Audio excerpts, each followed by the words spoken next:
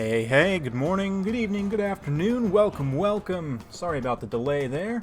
Just had to make sure we're all on the same patch with the beta. By the way, for those of you guys who don't know, you're wondering why quick battles are down or why you can't find one, you need to go to your properties. So you go to your Steam library, you right-click on the game, and you go to your properties, and you go over to where it says, I don't know, like betas or something? Or, yeah, I believe it says betas, and then there's a drop-down menu, select that, and it's the 1.8.2 patch that will allow you to play ladder and so on. But anyway, I don't know why I actually cut the music. You guys are still picking their armies and so on, so... Cool. Yeah, let's get that going again, because these guys are still picking their armies. And yeah, I'm still hanging here. We got Hero Haas, Warwick, Zero, Metal Finn, Andreas, Monkaz. Welcome.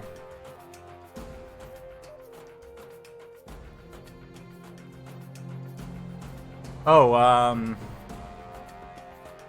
yeah, the big bad, Nagash himself, probably will be. Okay. Let's go get this. And get the maps locked in for these guys.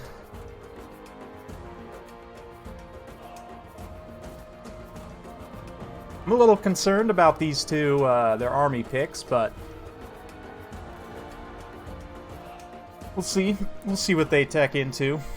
Right now, they're just Wood Elves and Dwarves, which is an interesting matchup, don't get me wrong, but it can be a little bit weird to watch. Hope you guys are doing well. Good morning.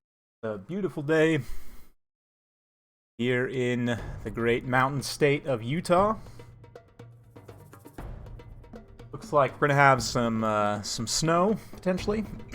Oh yeah, I know you guys can't see the game. In fact, let's switch on over to the bracket. We can go over the competitors for today. Whoops, that should be week 2. Go ahead and fix that real quick, don't mind me. Okay. So for week 2, we've got the one and only Falcon, a multiple ever chosen champion, up against Random Nix, who's a very, very good player. I've watched him played against him myself. Definitely capable of handling his own. We are using the banner rules. So for those of you guys who are wondering, this is the banner rules. Have been written by Aerocrastic with some input from many other people. And yeah, it's pretty similar to the ones that we'd been using in the past, like what similar-ish to what we used in the last Ever Chosen, but there are a few differences. I don't know that I necessarily have time to go through all of them right now, but if I can, I'll grab a link to give you guys. Welcome, yes. Then in the second bracket, of course, Gojira, longtime friend of the channel, great player. We get good games pretty frequently. And yeah, Greenskins main, I would say. Should see some wild greeny boys.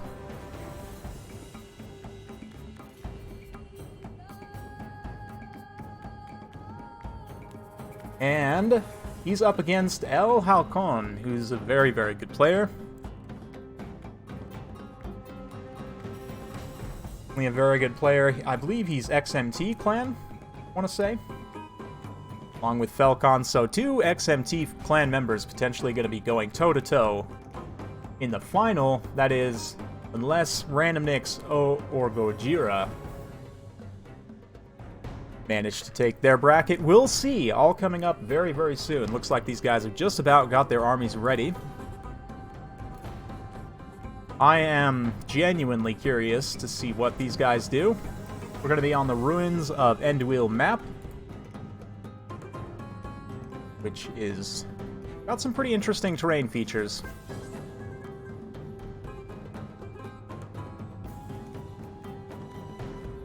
Let me just get over here. Give me just a moment.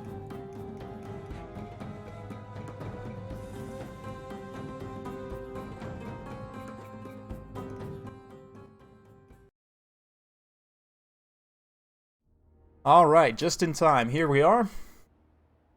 This is the Ruins of Anduil. As you can see, it's definitely got a lot of variety of terrain. It's a bit asymmetric, but at the same time, it is well balanced. Both players have some hills. There's some kind of tattered, dead trees around here. I'm sure Durthu is not particularly pleased about this. And yeah, you've got kind of these little hill areas over here, a lot of different valleys and areas to potentially set up ambushes in. We have this nice hill, but it doesn't have the best lines of sight. Like you can see here, you could potentially use this terrain very well to come up and around this hill over here to prevent yourself from taking damage, potentially come up and around this way, use these forests, again, to hide from the artillery, potentially Vanguard deploy. You can't quite get in this corner, but if you Vanguard deploy here, you can potentially, like, sneak through this way, pop up over into the woods, and you might get spotted for just a minute, but I mean, you can use a lot of this stuff to help obstruct that line of sight, right, and really use that to your advantage. But likewise, the Dawi have some impassable terrain features here, kind of like right here. You can't camp according to tournament rules against the side of the map, and it, like, let's say this little ruin right here, because it's connected to the side of the map, you're not actually able to, like, you know, back your units up against that. It essentially counts as the white line, right? So that that prevents white line camping. And so what it means is you got to use these freestanding obstructions, terrain obstructions, to try and block. And you see that Random Nix is doing so here. Let's take a look at his build. Got an organ gun, very interesting. Direct line of fire artillery piece, but it doesn't have the longest range. 2 organ guns. That being said, the DPS is much higher at shorter range, right? So it makes sense in this map situation to take this artillery setup. Set this up here, help kind of shore up your flank, and get some other protective units. He's got just Dawi Lord. It's like Dragonback Slayers, Rangers, plenty of Rangers, a couple Thunderers, lots of ranged units. Orlers as well. This is going to be a lot to protect, I think. We'll see. Just regular Dwarf Warriors up front. Yeah, I don't know. Not too sure about this. Especially considering the army that Falcon's brought here. He's got a little bit of a mixed, kind of wide rush army, which I actually like quite a bit.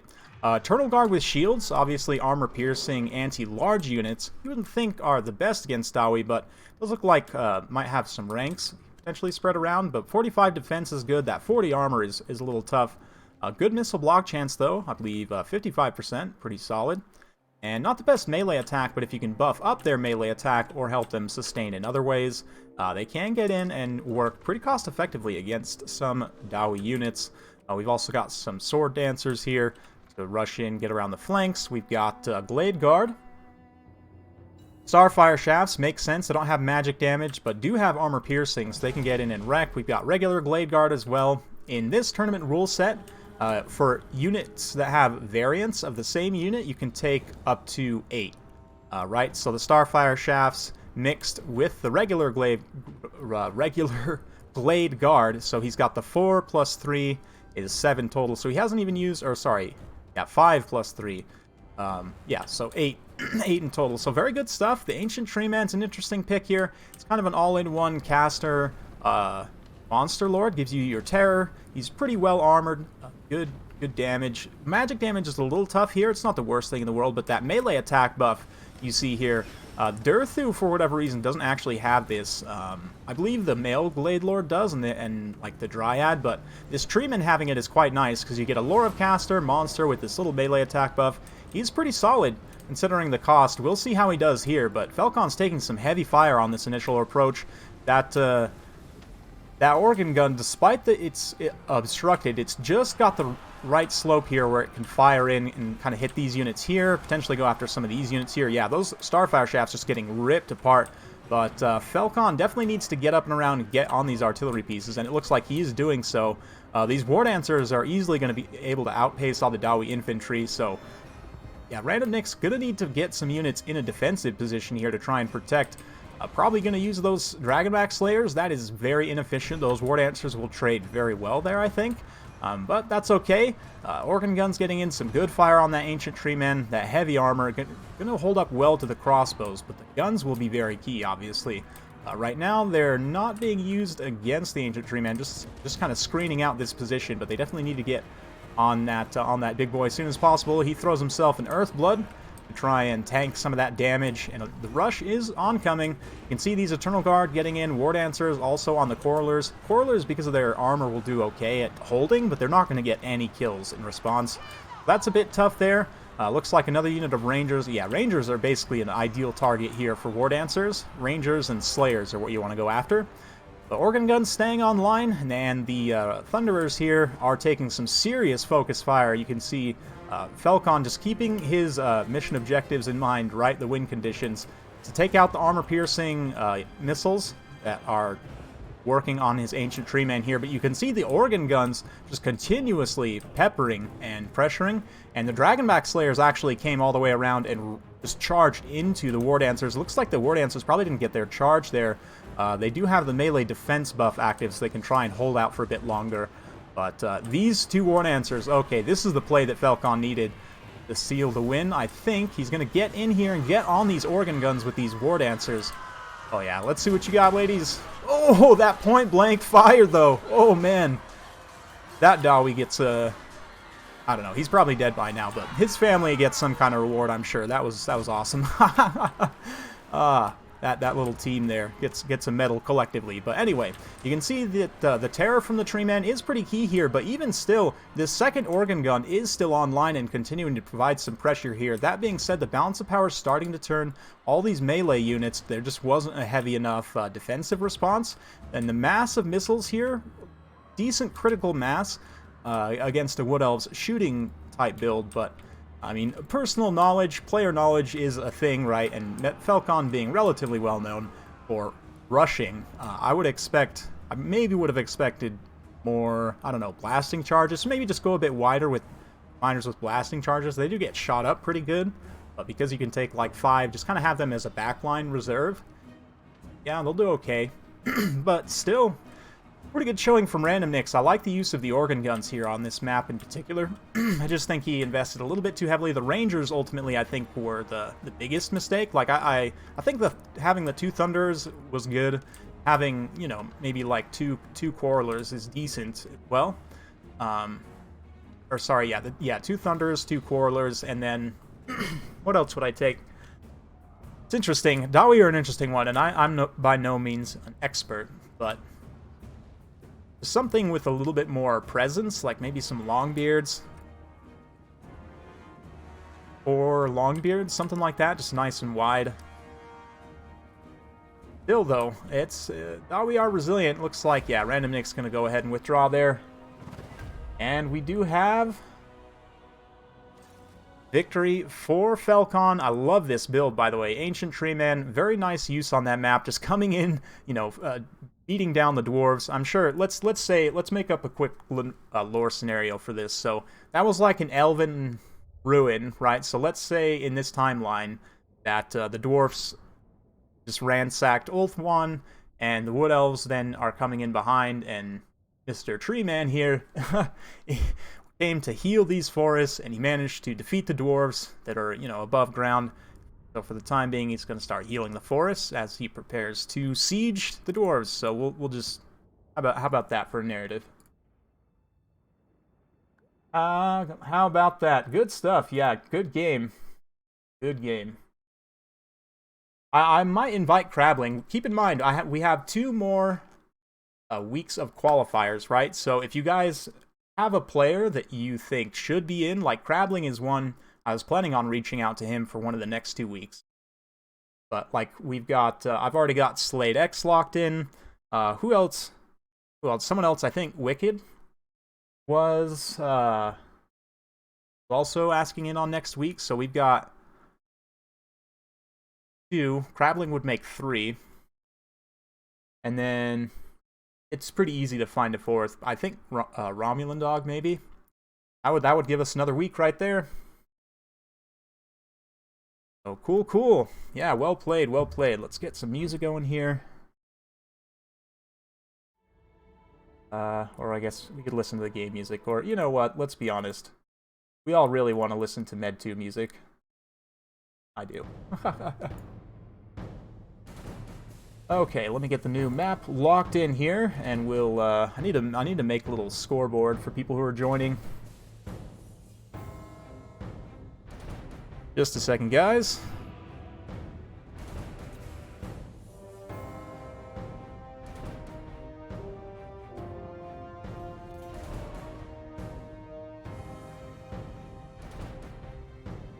Okay, so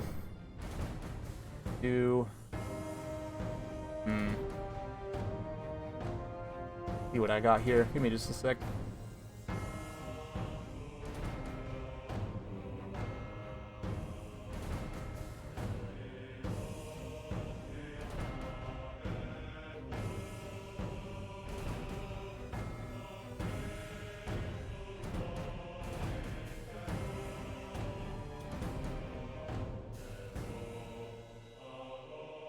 Okay.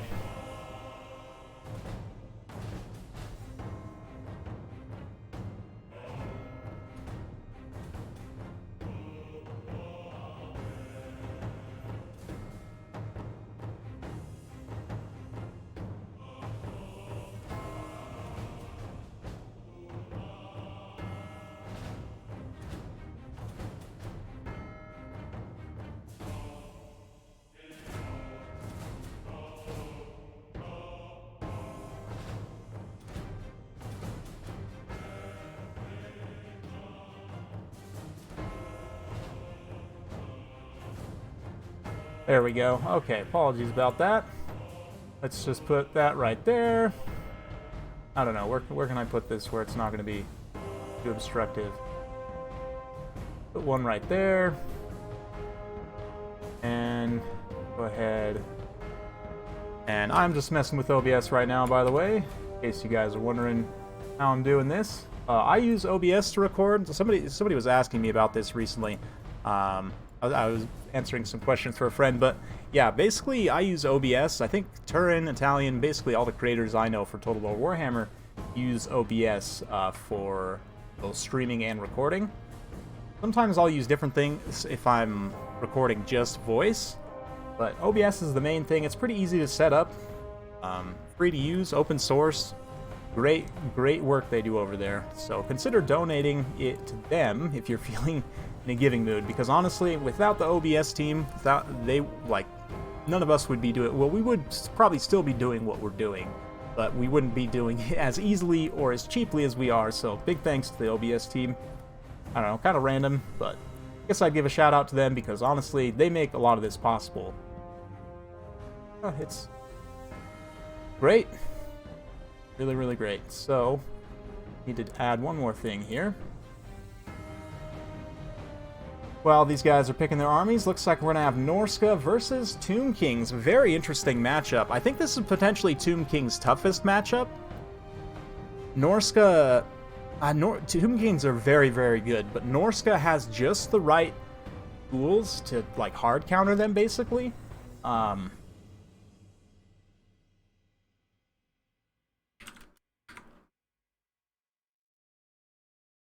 So, okay.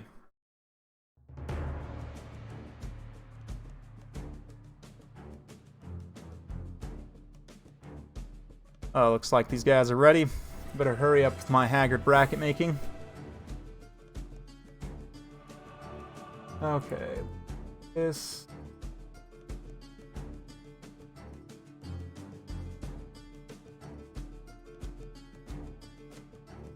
Okay. That there.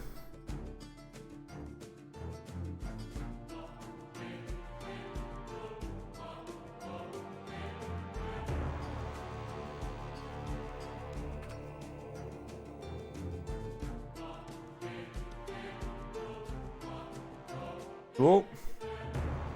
And then... okay. We'll get the scoreboard updated after this. The scoreboard is at least there now, kind of. What do you guys think? Is that haggard enough for you? Okay. Go ahead and get that closed for now and check in on what these guys are doing. You guys won't be able to see the mini-map. That is a little bit of a troll, so I might just shrink that down out of the way.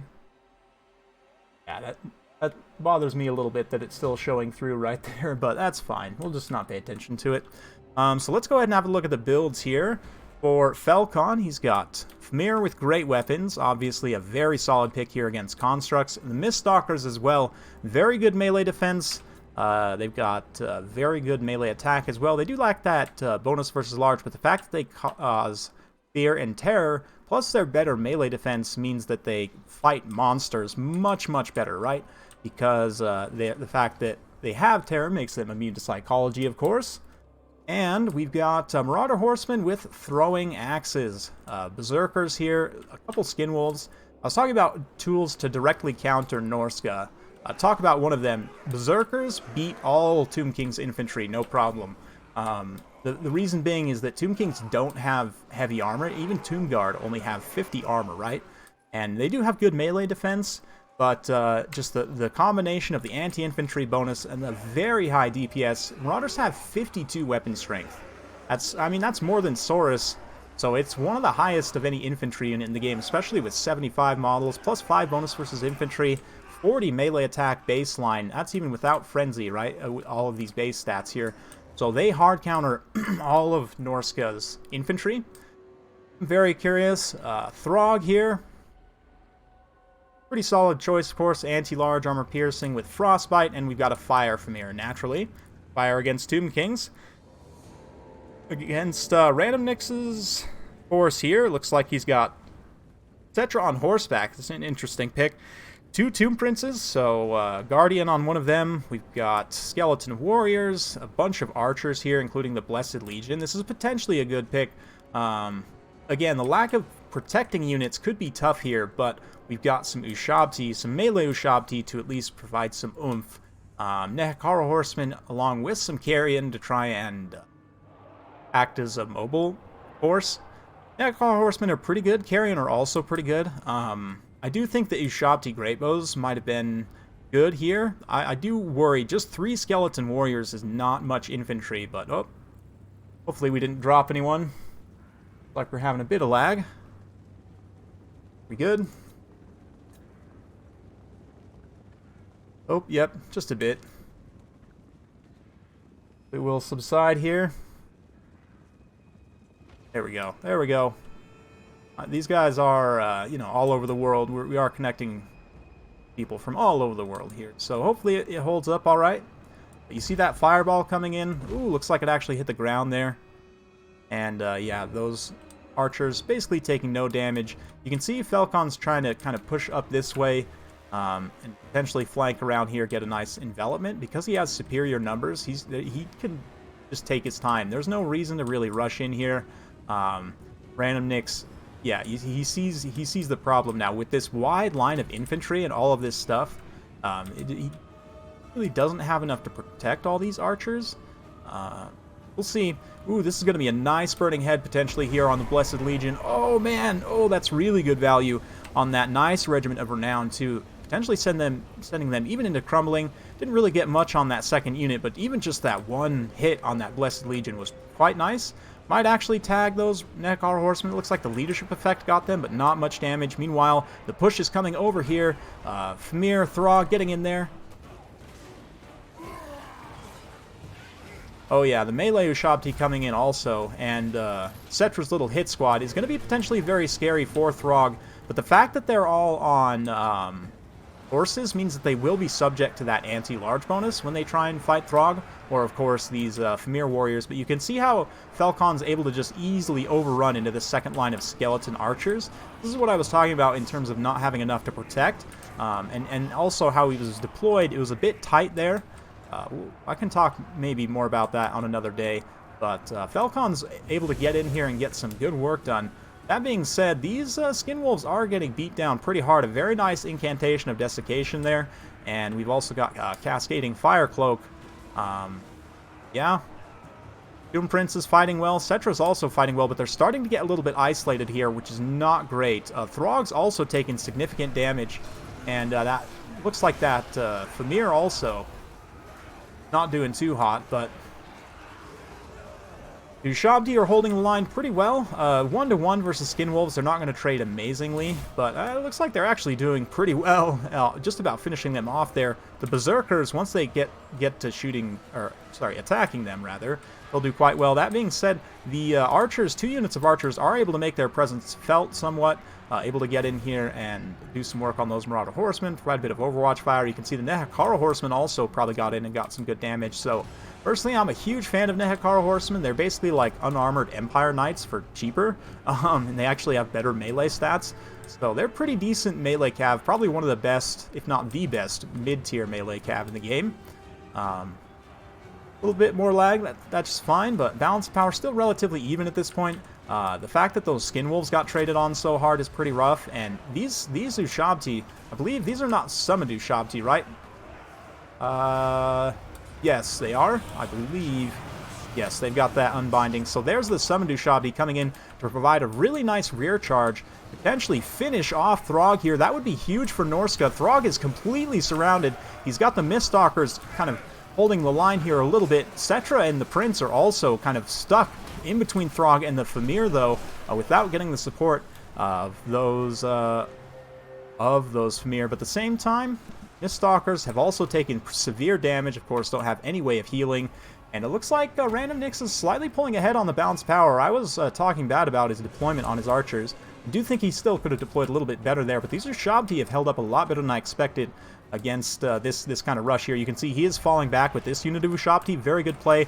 This unit of Skeleton Archers is just going to die. You want to get this Ushabti unified with this main fight here, and that curse went off on Cetra and gets this entire blob. That's going to do a ton of damage to the Ushabti and the Famir, and yeah, that also just kills Throg.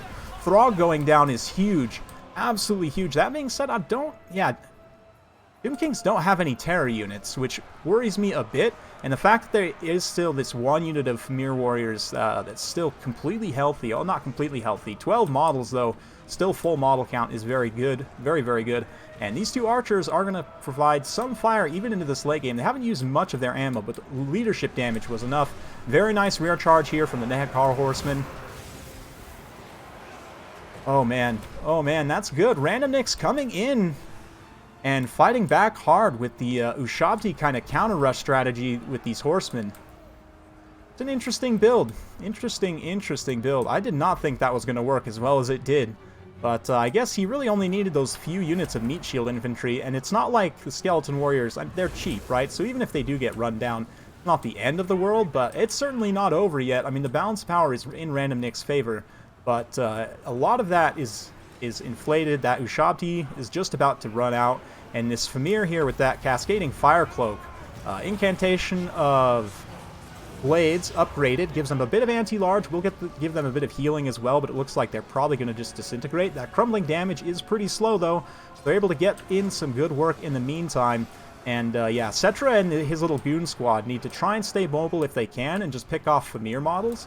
I don't know, the Famir might actually be able to pull this back. Yeah, it looks like wild swing on the balance of power there. Not too wild, but Falcon has now taken the lead. These Ushabti were definitely needed in this fight with Cetra and the others here. I don't think it's quite going to be enough, but yeah, these Nehekara Horsemen need to keep rear charging this blob. The fact, again, that there's no terror for this Tomb Kings build, I think is a huge mistake. Definitely a big mistake. Famir, they're not super weak to terror, but they're not immune to psychology, so it certainly is a viable tactic against them.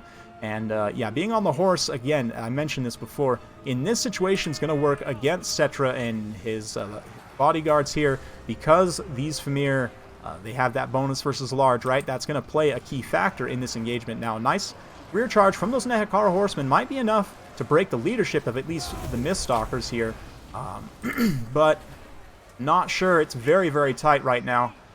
If Cetra goes down, then the Tomb Kings are going to run into leadership issues, but it looks like got some physical resistance. One of the Tomb Princes, though, is about to go down, and yeah, these skeletons, these Ushabti here, being just on these Marauders, I think these Ushabti not reunifying with this fight, ultimately, was probably the thing that let Falcon back in. These guys had been supporting during when that curse went off. It could have potentially got in a rear charge and done some extra damage to these here. Maybe. He gets the win there, but it was still a very, very close game. Well played to Random Nix. I thought initially that wasn't going to work, but that actually worked a lot better than I was expecting. Yeah, I think Falcon's pulled this one back at this point. I don't think Cetra and his bodyguards can finish off. And again, this this Ushabti being way out here on its lonesome definitely needs to come and try and reunify here. It looks like Cetra and the Tomb Prince might cut loose, try and chase off the Miststalkers, and just let these Ushabti and other units kind of clean up out on the periphery, which is honestly not a terrible idea. If he can reunify Cetra and the Prince with this Ushabti and kind of fight together, he has a little bit of a chance. I do think these Ushabti are just going to get crumped by all these from here that are left, though. Let's see, there's 9 there and 8 there. That's still a lot of unit models to deal with. I mean, granted, they're all very low HP, so you could potentially take them out pretty quickly, but... the Carrion. I didn't really pay attention that closely to see what he was doing with the Carrion, but if he had just kept them in a reserve up until the late game, like when you want to chase units off, might have worked pretty well. Again, I don't know. I would have to go back and watch the replay to see exactly what he was doing there, but Ushabti are going to come in, wreck some of these Marauders, and it looks like Cetra and the Tomb Prince are going to be able to reunify here, so maybe, potentially... I don't know, these throwing axes still have a little bit of ammunition left, and that's potentially really, really bad. So, looks like the Tomb Prince is going to side charge in here with Cetra. Oh man, those Ushabti are just going to take it on the nose. A little bit late there. I probably would have thrown the physical resistance rather than the Cursed Blades. I don't know, I think with the Winds of Magic, yeah, you would just want them to tank damage rather than be able to dish damage out so that Cetra and the Prince can come in, and you can see how they've already cut down a couple of Famir models. They can kind of just come down the line and cut through them, right? So, physical resistance might have been a bit better there, but I mean, it's a pretty hopeless situation anyway, to be honest. So, valiant effort by Random Nix. Falcon taking it on the chin and then punching back hard. So, a very, very nice match. Well played, both players. That was awesome. Two factions that match up very interestingly with each other. I might honestly save this one and post-cast it after the fact, because I know a lot of people end up watching these tournament streams. Not everyone does. Cetra's going to be pretty perishable at this point. Just about reached his expiration date. These guys are punching, though. They're still punching. I don't think they're even crumbling yet, are they? Nope. Wow, are these two going to win? There's no way. Oh, man, they hit army losses. You know what's funny? If they didn't hit army losses, they might have actually been able to win there, depending on the RNG rolls. Like, if they win on all their defense rolls... That was way close. That was super, super close. GG. Holy cow, guys. Well played. Well played.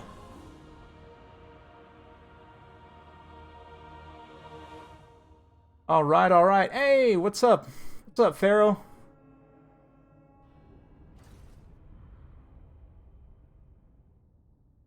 Yeah. Oh, yeah. So for my deployment in regards to the archers, he had them a little bit too close to that front line for number 1, and for number 2, the spaghetti lining is okay, but if you actually have them in like a square formation, they just turn and shoot faster, and also it's like if you have them a little bit back and kind of spread, they're not gonna like turn, because when you have your units in the spaghetti lines and they're too close, sometimes when they turn to shoot, like the side of the line will come up and come into contact just about with the infantry that's trying to protect them. So to create some spacing there, what I usually do is put them in more of a square formation, so they can turn and shoot a little bit easier, and then when they do turn, right, then they're not going to be running into that melee line as much. Just a tiny bit of a deployment thing for me personally. But still, Random Nix played that very well. The Ushabti there, quite good with the support of Cetra and the Tomb Prince. I really like that. Nekar Horseman got a ton of work done. This one especially, 58 kills. Chevrons, great stuff there. On Falcon's side here, obviously the Famir doing the heavy lifting. Miststalkers definitely took a lot of damage. Didn't get as many kills per se, but good. And then, yeah, 100 kills, 59 there. 123 skeletons for those Marauders, 121. Good stuff. Good stuff. Oh, yeah, that's a good point. The physical resistance against the Famir. Yeah, they do have magic damage, but I mean, it still gets the healing proc, and in that situation, you still have the Marauders that are going to be potentially getting hits. So I understand the Cursed Blades, because, yeah, you're not going to get as much value from the physical resistance, but I do think it would have been worth it. I don't know. That was a pretty hopeless situation anyway, but yeah, well played to both. Cool, cool.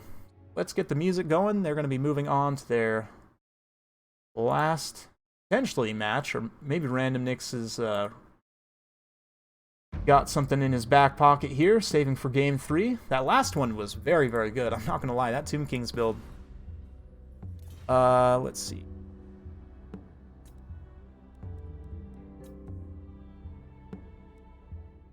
Gonna be Bleak Coast Isle Inland.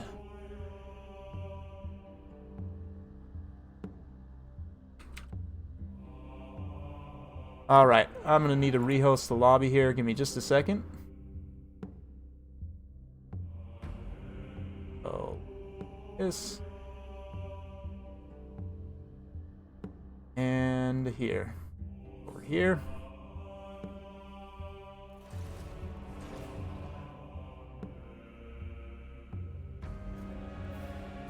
It's rehosted real quick.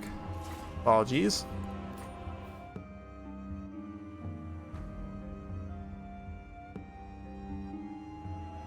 I think the connection issues, if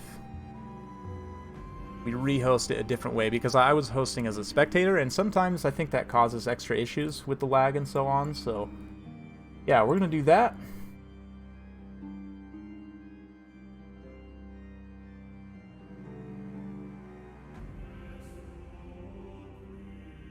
This also.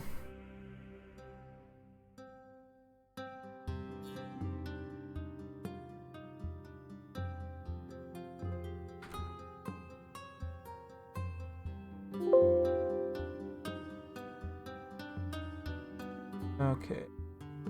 Back over here. Random Nix is in, so I can now back out. Come back over here. Join as a spectator.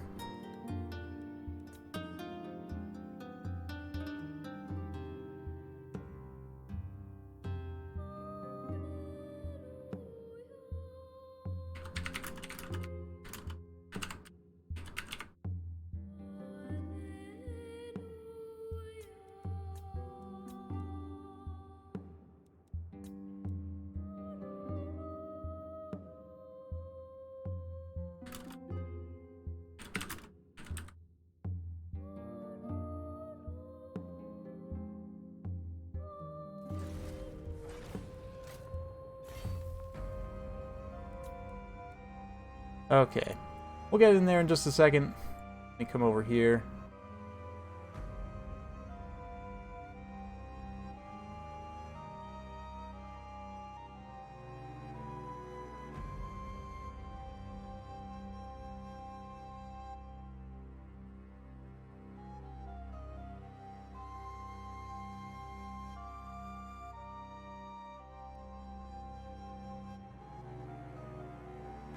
So, yeah, I don't know if these guys realize that I'm not actually in the thing, so... Okay, it's fine. No, don't worry about it. We'll just get back in there in a minute, I guess.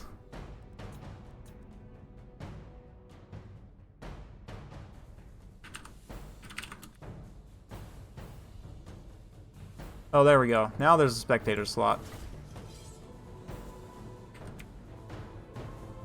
Finally.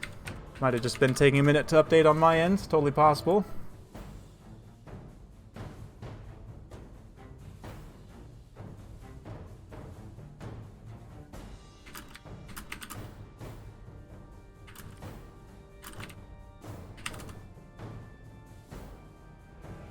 Okay, so they're in there now. Let's get back over here, and we can do this. Sorry, guys. Just I was a little bit behind on setting some stuff up. You know, with the holidays and so on. Been pretty busy as of late. So...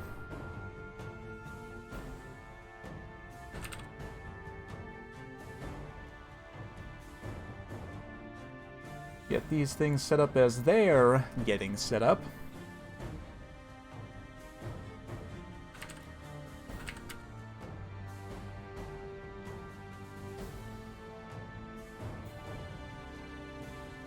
Okay, so then we can add these now, add the actual scores.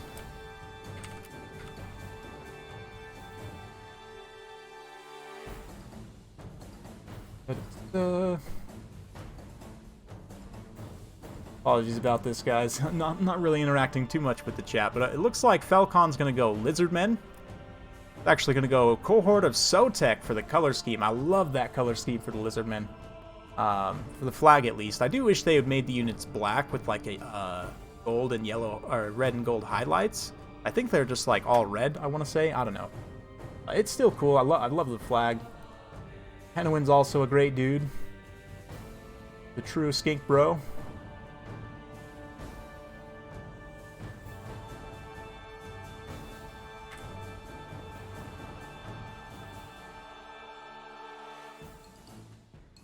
Nope, nope. Well, there's one. Falcon.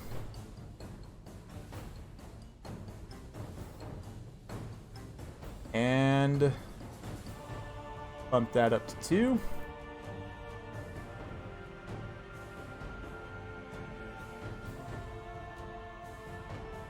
Gets the second score added here. Yeah, that was a very, very good game. The reason being, Tomb Kings, they have Lore of Fire, they have great anti-large armor piercing, right? Like, their whole theme is monster hunting. So, keeping that in mind, they have good tools for taking down constructs. As I mentioned, Berserker's hard counter pretty much all Tomb King's infantry. You have the mobile units to pressure their skirmish units. So it's just a little bit of a weird matchup.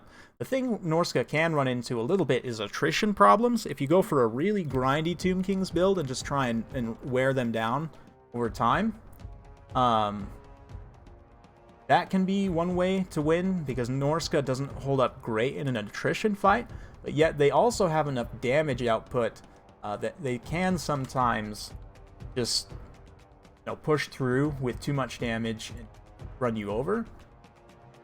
An interesting matchup, though, definitely. The Tomb Kings, I would say, out of all factions, they are... Out of all the undead factions, they're the most well-balanced, and they also have very few bad matchups, right? And that's the one that I think is a little bit weird, but are we going to have a Lizardman mirror here? Interesting. Lizardman mirror. So it looks like Mazda Mundi not happy with Tehenowin's life decisions, and there it looks like we'll have some conflict between them. How about that, huh? How about that?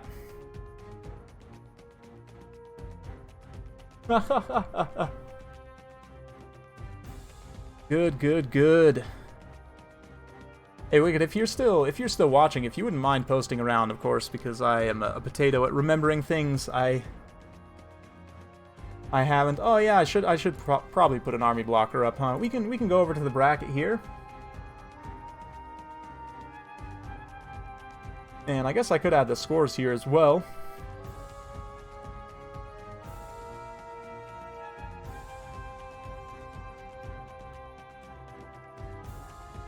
Oh, nope, oh, why did it do that? Why? There we go. Oh, man. Where do I even put this? Like, right here?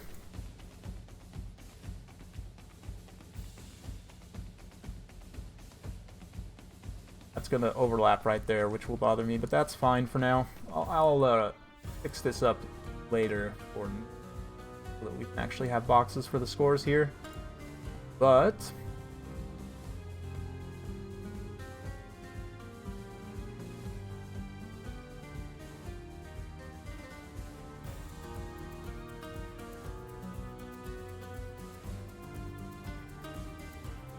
oh man, those are different sizes. That's gonna bother me.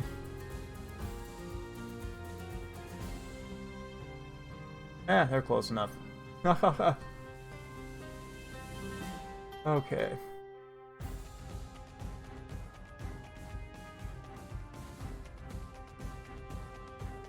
There we go.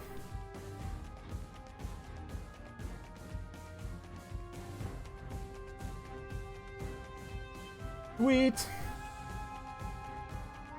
Oh, it's not, we're not done yet. We still got one more game. It's a best of 5, right? All best of 5s? So we'll see what Random Nix got in his back pocket. Lizardmen versus Lizardmen. That's a strange mirror for sure.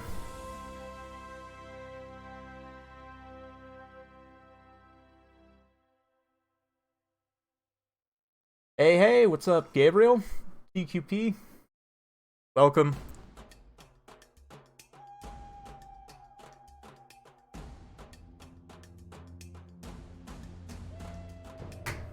Okay.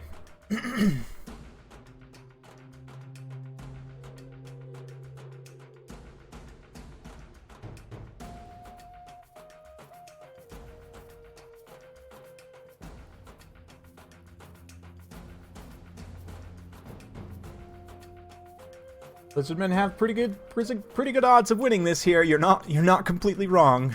Oh man, let's see what these guys can pull off.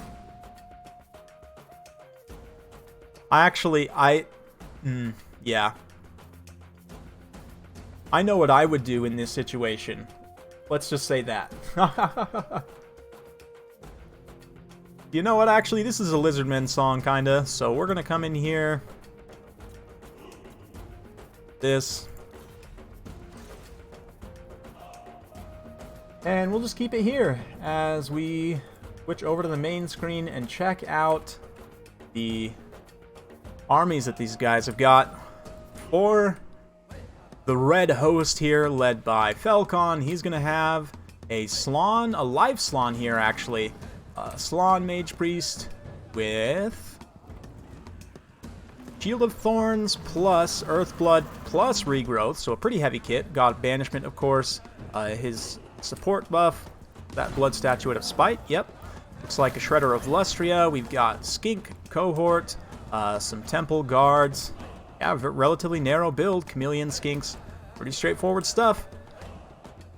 As for what Random Nix has brought here, he's gone in a very similar direction. Just the regular Dreadstarian, Star Chamber Guardians, but he's got Mazdamundi on Slock here. Cohort of Sotek once again, Legion of Chakwa. Got 2 Saurus Scarvets on Old Ones. Interesting. So Falcon's gone a little bit more narrow, but he's kind of all in on this Shredder here. That is going to cost him a second Scar Veteran. Very similar builds, but I wonder about the numbers thing for Random Nix. The fact that he's only got the 1 Temple Guard plus Legion of Chakwa. Both of these players have kind of gone in the same direction too, and for me, yeah, the ROR Dreadstarian I think might be able to take this. We'll see. The extra melee defense could matter a lot here, plus the leadership debuff could potentially matter as well. It will increase the leadership differential significantly, right, if those two end up going toe-to-toe. Yeah, what I was thinking actually was like 3 Razordons, maybe 4 Razordons, like 2 Salamanders, and then just all... Basically, I was thinking like all missiles and just kite and shoot basically the whole time, because I would have expected something like this out of both players, honestly, so I'm not really surprised to see this. So for me, being in this situation, sort of knowing what I know about this mirror and about Falcon and potentially Random Nix as well, is that they're not going to have tools to catch Pterodons, really. Random Nix playing a little bit forward here with his Saurian, soaking some of the fire from those Chameleon Skinks. The Chameleon Skinks going to be very nice here. All of the jabs, too, from those Skink Cohort, which is very nice cost efficiency. I mean, that being said, Mazdamundi plus this Dreadstarian, this... Oh, man, he's just going straight in the teeth. Directly after, oh, and here comes the Ruination of Cities from Mazdamundi as well. This is going to be pretty nice. Oh man, some great RNG. 2 hits on the Temple Guard, and this other hit does get a little bit of those Chameleon Skinks, so pretty good stuff. Looks like we've got a Harmonic Convergence and Shield of the Old Ones. as this Saurian steps forward. Mazdamundi himself also going toe-to-toe with the Shredder, but he's going to have to be careful. That Shredder will take him out in a big, big hurry. Looks like a banishment being cast off against those skinks as well. Continue to kind of push them around. But Temple Guard here, matching up against Cohort of Sotek. A little bit strange for the Temple Guard. They should do okay, but it looks like we're going to have another banishment from the other Slon. So the Slon battle here, oh man. Oh man.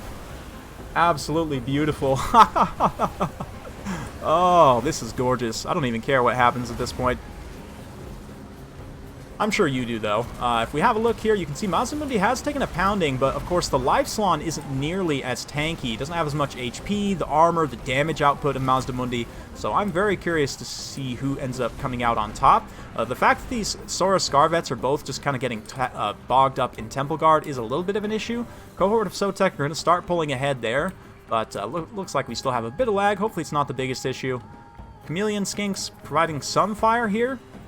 The lack of armor piercing is going to be a bit of a problem, but it looks like the Life Slon is actually getting double teamed here, potentially by Mazdamundi plus the other Dread Saurian. We've got these two Sora Scarvets, and so you guys were saying, you know, Falcon's got this, but we'll see. I mean, if the Shredder can actually take out Mazdamundi here without him being able to heal himself back up here, that could be a problem, but it looks like Mazdamundi is going to disengage. These two Scarvets instead going to come in. The Scarvet will get a couple hits there on the Slon. That regrowth, having to be used on the Life Slon himself, is a bit tough, but at the same time, Falcon's trading pretty decently in terms of HP, you know, on the balance of power. But again, Mazdamundi, just such a tank, can continue to tank himself up. More healing from the Life Slon, healing himself back up.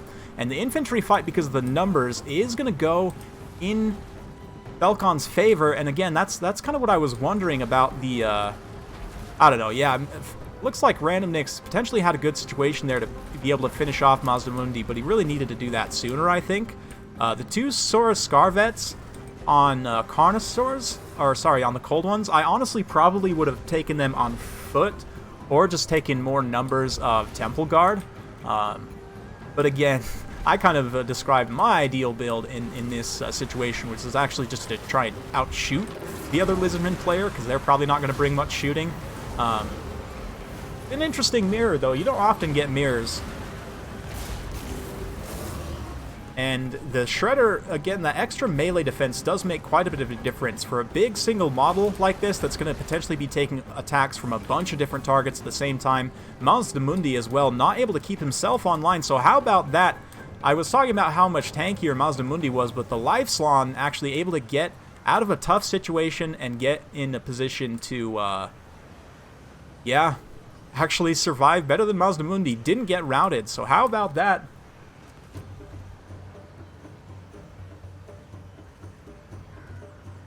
Yeah, that banishment was pretty key. I agree, for sure. For sure. I mean, the banishment getting in and getting a little bit of those skinks was okay, but I probably would have saved that banishment until, like, because you know, like, you know if you're outnumbered on infantry, yeah, it will stay uploaded.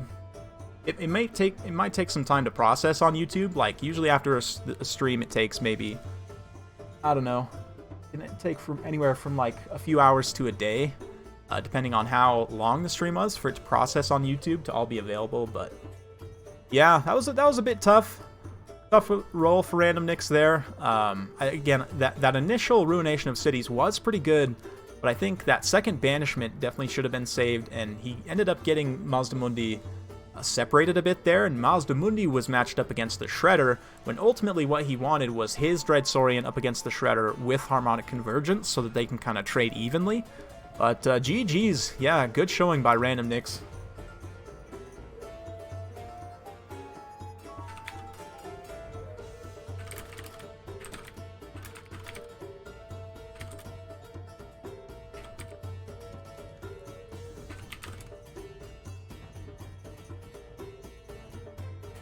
Cool. So well played to both. We're going to get our next matchup queued up here.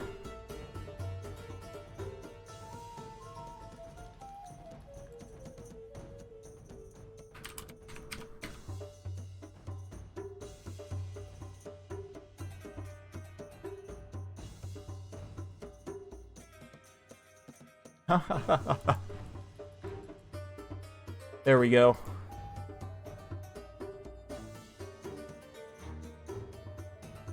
All right, all right.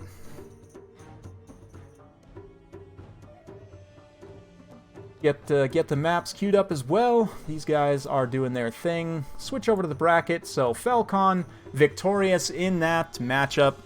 He takes the 3-0. That second game in particular, that Tomb Kings game, Random Nix had a very, very good build there. I might have to steal that one. And a great showing by Random Nix. Falcon, obviously, a very strong player. Good, good. Cool, so I'm going to need to rehost. Whoops, go ahead and, yep, okay, that's fine.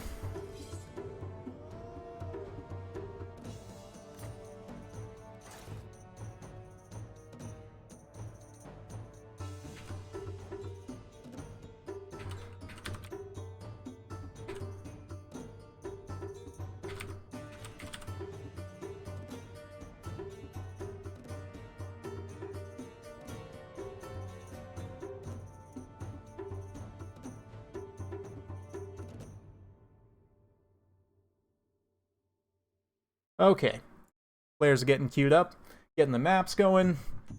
That was good. That was pretty good. Gonna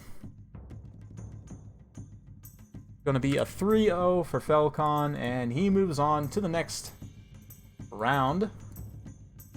We'll move him over there, and next up we've got Gojira versus El Halcon. Gojira, like I said, solid player, friend of the show. Always a fun time to watch him play.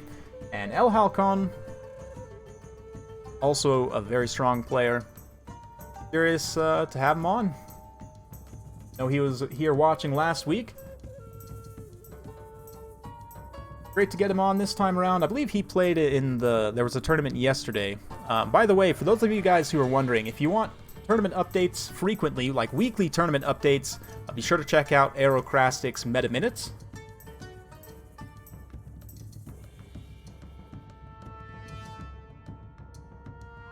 I believe he does a recap of the tournaments in that week. The winners. There wasn't one this Sunday, but I think there will be one next Sunday, and yeah.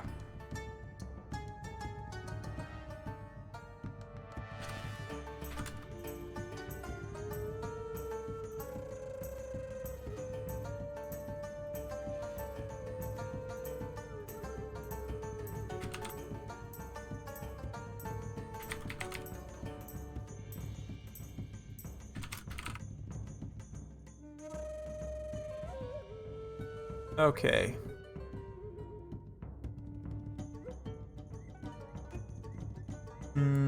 Cool. Just getting some stuff locked in, making sure these guys can find the lobby, Steam regions and all that.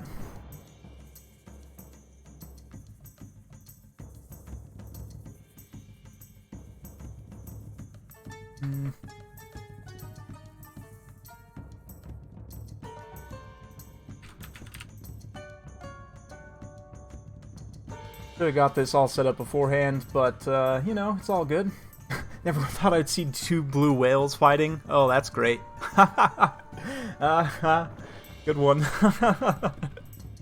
I mean, they do kind of look like blue whales. I get that. I get that.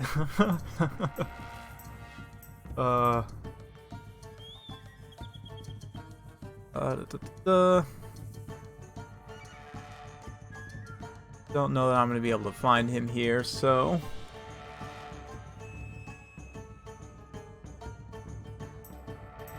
Okay, here we go. There it is.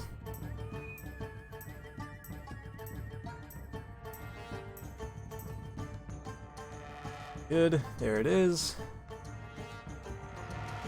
There, so that should be good. Okay, so we're going to be going to some old world maps this time. You'll notice there was kind of a theme with that last one.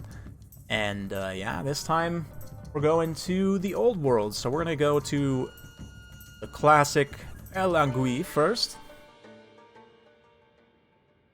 Go ahead and check this out here. Change the scores. Reset that.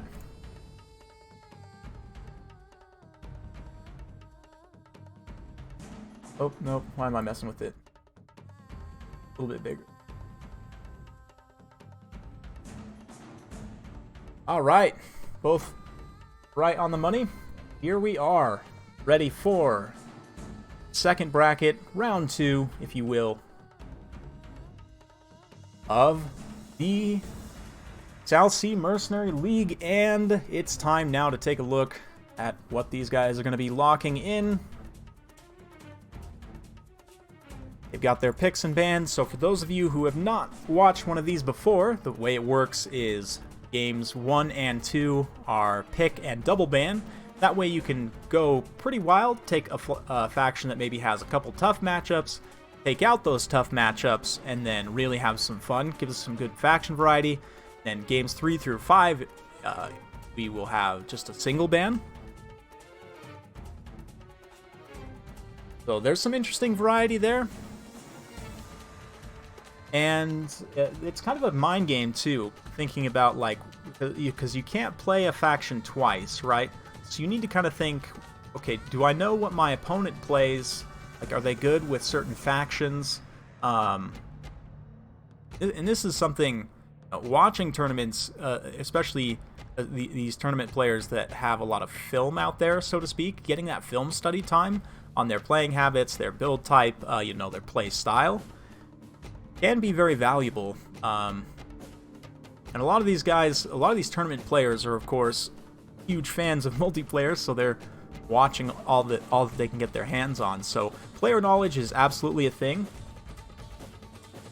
And taking that into account, you can kind of use it in the metagame of the pick and ban system as well, right? Just try and force your opponent into weird matchups, maybe something they're not entirely comfortable with. Falcon did a pretty decent job that last time, and I didn't see in the chat what they were picking and banning, or if they just worked out gentlemen's agreements between them.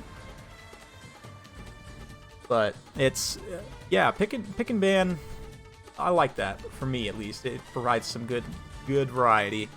But ooh, interesting. We're gonna have Moosione versus Greenskins. Okay.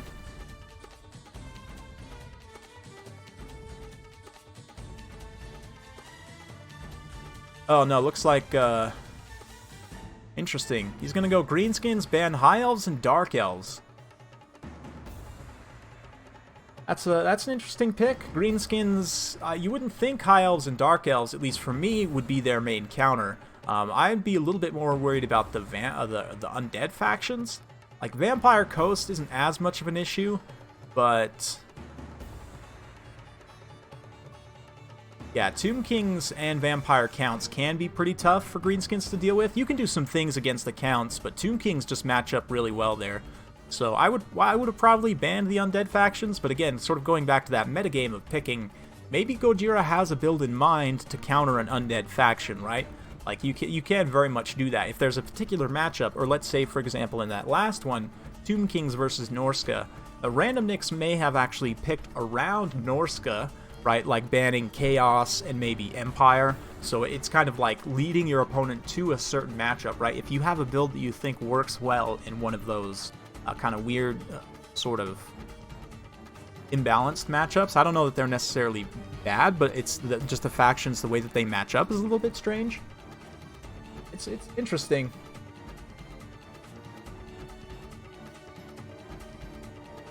Yeah, micro's definitely, practicing micro is definitely a thing, and it's something that it's very much about your mental state too, because even the best players make mistakes. Like, even you go watch the Ever-Chosen Invitationals, you watch any high-level tournament, in every single game, both players are going to make mistakes.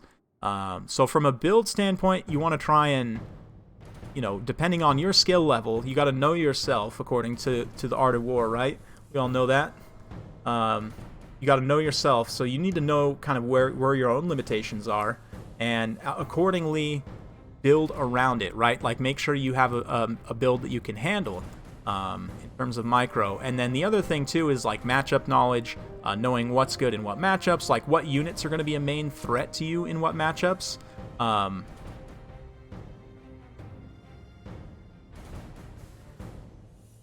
Yeah, knowing the knowledge like being able to put together a competent build and deploy it, and even if your micromanagement isn't the best, like you've still got a pretty good chance against people who maybe, let's say their micro is better than you, but their builds aren't as refined.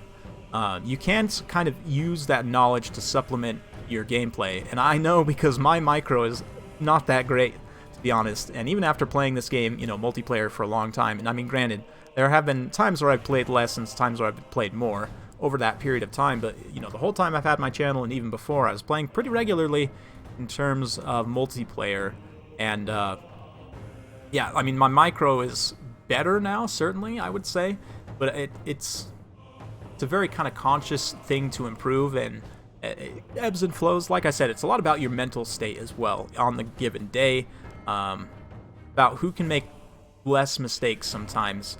If your builds are evenly matched, that's usually what it comes down to, is who can make less mistakes. Yep, opponent as well and their preference, and again, that comes back to kind of player knowledge too, and so there's so many different factors to consider at this high level of play, right, that these guys are playing at. That they... How would I say this?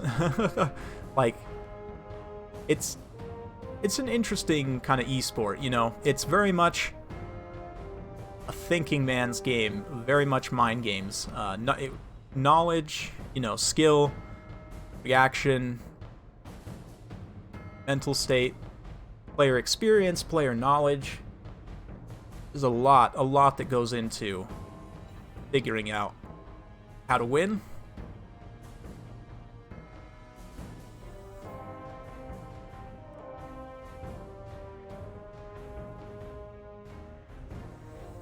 Yes. Yep. And Falcon's also a great example of, like, if you talk to him, I'm going to start a series up soon. I want to do a podcast series. It's basically like how players think about armies. Because Falcon has a really interesting way of thinking about armies. Like, he knows his limitations, right? So he builds around that. Like, he doesn't try and do too much. He just has what he needs, he micros it very well, and usually will end up winning, right? And keeping in mind things like win condition, like from both a build standpoint and a micro standpoint, you know, what is my win condition? That is, in the build, what units, like I said, what units do I need to worry about? And then once I'm loaded in, again, what units do I need to take out first so that my damage dealing units aren't threatened? Basically, that's the win condition, right? So...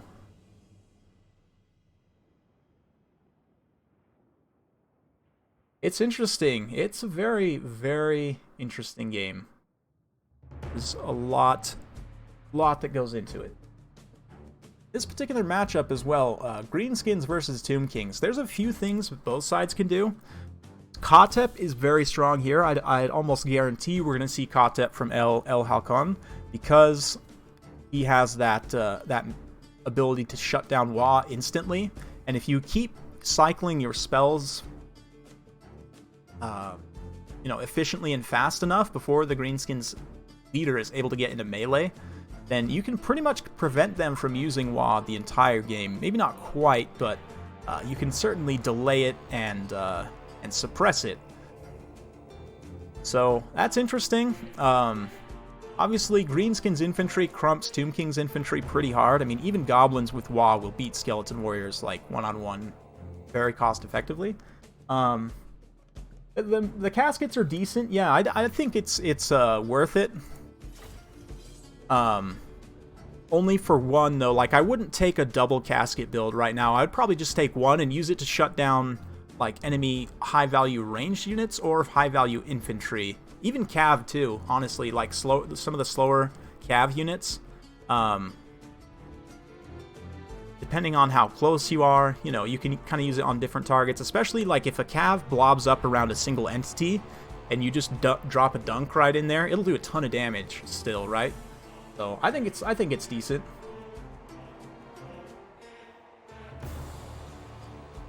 Awesome.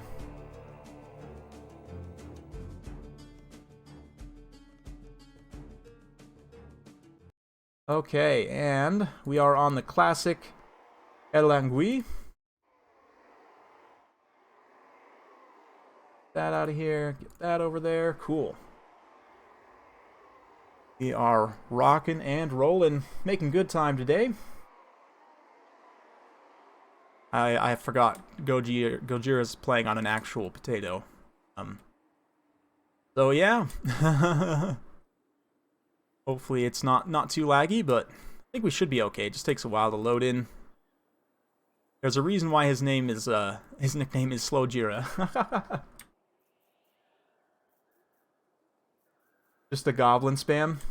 You know, actually, you know what's funny? If you go all Vanguard and just pop Wa instantly, that is one way you can counter Kotep's ability to stop you. And if you have the right build, it actually can kind of work. Granted, I mean, goblins obviously have terrible leadership, so you're going to have problems with micro. Let's just say. But if you play your cards right, you definitely can, you know, just pop that instant Wa and rush and try and get the value from it immediately. Maybe you don't need all Vanguard per se, but just having that go off. And the thing is, if you have Fanatics too, you get good Fanatics casts. The Skulkers can come in, and while they're juiced up, before they get terrified, they'll do some good damage to the constructs. You know, you have Rusty Airs and a Gobbo Archer line, also peppering fire, and it can be okay. It can be okay.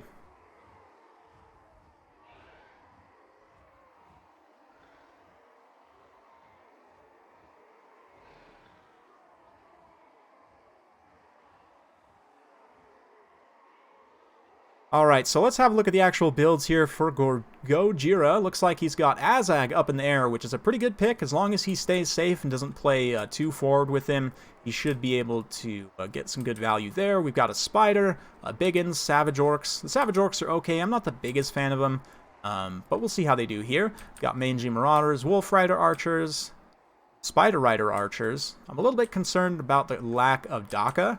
Like just regular air boys. Orc air boys are super good here because they can fight off skeletons if they need to in melee. They'll take some damage. It's not super efficient, but they'll definitely win. Their armor piercing value is great against constructs. Just a great all-around unit in this matchup. Yeah, interesting to not see any here. Even like the Savage Orc air boys might be pretty good. But let's take a look at the Tomb King side here. 4L Halcon he's got. Oh man, he did it. He did it. I think this is actually a mistake. I like Kotep better on other mounts, but we'll see. We'll see if he can survive. I don't think Goji has the tools necessarily to get on Kotep quick. Let's have a look at his loadout, though. He's got, of course, this thing right here is the key. The Lich Staff, and he only brought Incantation of Protection. Interesting. I probably would have brought First Blades as well, but it looks like he has Righteous Smiting instead. Tra's Incantation. That gets extra missile damage, and quite a bit extra. If he casts that on himself, that will be pretty decent. I mean, the missiles already do enough that they can probably just one-shot unit models anyway, but still, could potentially actually shoot at the Spider at close range, and with accurate enough shots, if they all make contact, that buff will actually make him do a ton of damage. So, interesting. Also got some Sepulchral Stalkers to watch the back line here. We've got some Chariots and Spears and Tomb Guard with single Scorpion for Terror. Of course, very, very essential against Greenskins. I would say always in every matchup, except against Undead, of course, you want at least one unit that causes terror. And even against Undead, if you do have units that cause terror, they're also immune to Psychology, so that is still valid against them. Just not quite as good a value, but yeah. Yep. Here we go. Looks like these guys are getting underway. The Mangy Marauders need to be careful here not to just stand on fire at will, but Kotep can potentially punch back at this little cav blob here. Like, if he just shoots in directly at those Mangy Marauders, he can get some great value, and it looks like that is exactly what he's going to do. Goji's able to pull away and dodge those shots. Shooting at light cav, like fast cav like this, can be a little bit tough. Shooting at heavier cavalry, though, or like even monstrous infantry can work a bit better, but here comes that Incantation of Righteous Smiting. A little bit late. Goji had time to just pop that Wa immediately and at least get the speed buff value from it, which is terrible, but At least now he's got 15 seconds on that recharge time, or what is it, 10 seconds? Something like that. Let's see here if we can grab Kotep's unit card. And yeah, here we go. It's what, 15 seconds? Yeah, 15 seconds. So he will need to be in melee for about 15 seconds. And the fact that Azag is up in the air is a little bit tough. One of the reasons I like taking either Skarsnik, Grimgor, or just any of the more melee-oriented lords is you can keep them in melee more consistently, I should say, and get the recharge a little bit better. But, oh man, I should probably turn the music back on. A little bit strange. I was wondering where the music went. There we go. Anyway, back to the battle. Kotep firing in, getting some nice hits on those Savage Orc Biggins. The magic damage, of course, will circumvent the physical resistance. Looks like those Savage Orc Biggins took a punch to the face as well, but the regular Savage Orcs maneuvering out towards the flanks here. These Squig Hoppers, these ROR Squig Hoppers, need to be careful not to get caught on the charge by those Nehekara Horsemen. The Nehekara Horsemen will trade very, very efficiently with those Durkit Squigs. So a tough matchup to look for there, but here comes the Spider up the center. If he gets overwatched by both of these Sepulchral Stalkers, and yep, you can see as soon as Goji spots those Sepulchral Stalkers, he's going to nope out of that situation, try and push up and around this flank. But this Spider now is in range here to these Sepulchral Stalkers. Let's see the damage. It looks like they mostly missed there, actually, overshooting and getting some hits on the Savage Orcs there, but it definitely could have been better. Orcs now making a push over here on this side. Azag has found a way to drop down and get into melee. Incantation of Protection, though, so again, keeping that recharge timer ticking as much as possible. Kotep has used up quite a bit of his ammunition as well. Only 67 kills so far. Some of those initial shots wasted on the light cav, I think, were a bit tough.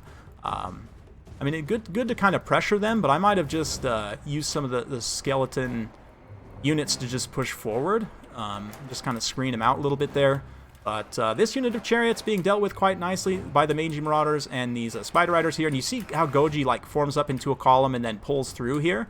Actually a very, very nice play. Going to be able to get up on this side and start to operate more independently. Can shoot into the back here potentially and just kind of harass from the side. Over here, though, unfortunately, the Spider's in a bit of a tough situation. Has been taking a lot more fire from those Sepulchral Stalkers. And yeah, it's just in a bit of a blob here, and you can see when it's back turned like this and the hitbox is a little bit bigger, there's the Wob being popped, unfortunately, just barely as the Spider routes. Oh man, that's super painful. But these Biggins are going to continue to punch back. The Spider Riders, suddenly with that damage spike, will be trading much better against the Nehekara Horsemen. Looks like they actually dropped their leadership.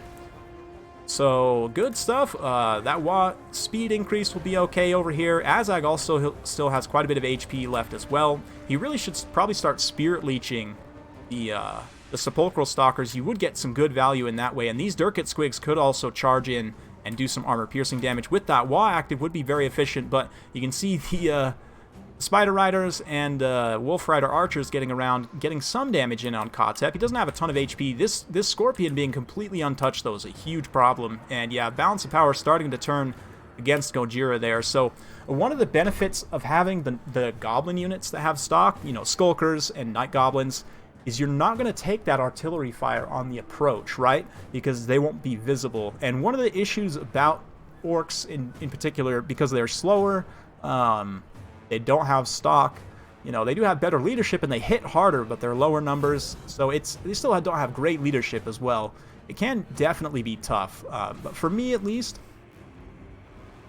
knowing now that the meta has kind of shifted towards the casket, you're likely to see at least one in this matchup pretty much every time.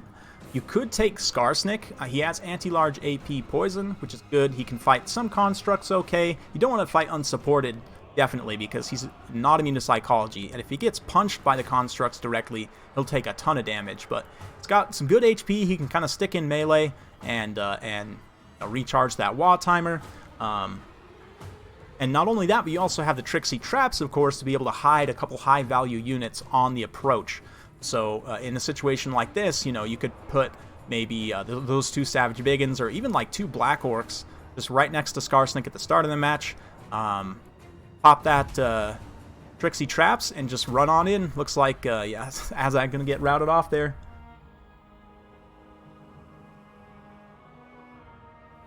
I love chariots, personally. I think they're fantastic. Yep. And the Tomb King's chariots as well. They have a lot of unit models. They're a little bit squishy. You have to be careful with them, but you can see 88 kills here. They definitely help to clean up that flank, absolutely.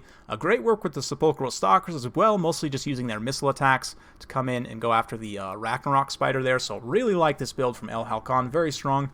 Tomb Guard also trading well. They'll outtrade like Savage Orcs, and honestly, I'm really not a fan of the basic Savage Orcs. I don't think they're super cost effective right now. Savage Orc Biggins are a bit better, but I mean, they have good damage. Their attack rate's just a little bit slow, and they still have pretty terrible leadership at the end of the day once that frenzy wears off, which it does easily. And then they lose part of their value as well, right? Because they're not getting melee buff from frenzy. So yeah, I'm just not the biggest fan of the regular Savage Orcs. I think probably in that situation you would take. Obviously, the 8-peak loonies, I think, are an auto-pick in every single build, like literally every single build, and especially against undead factions. The fact that they're unbreakable definitely helps out a bit.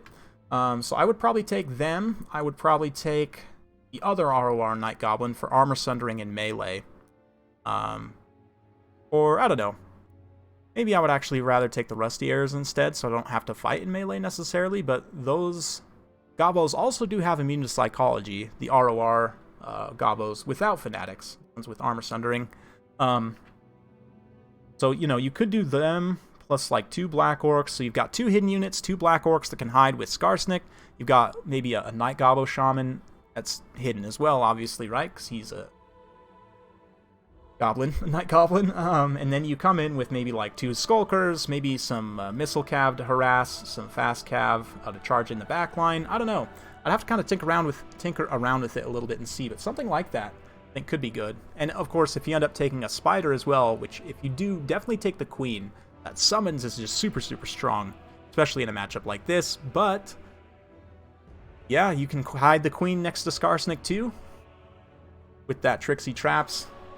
So in case of Ushabti Great Bows, you know, so you've kind of got your bases covered, right? You've got protection from everything. That allows you to get in the line, and then the Black Orcs can start chewing things up.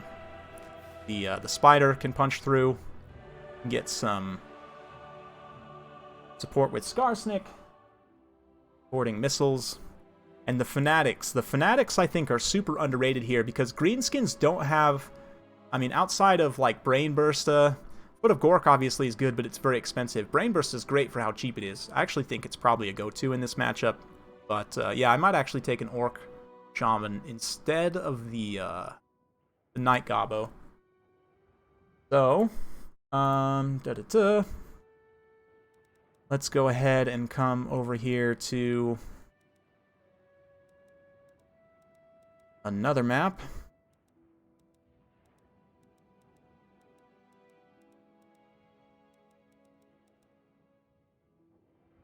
Let's see here.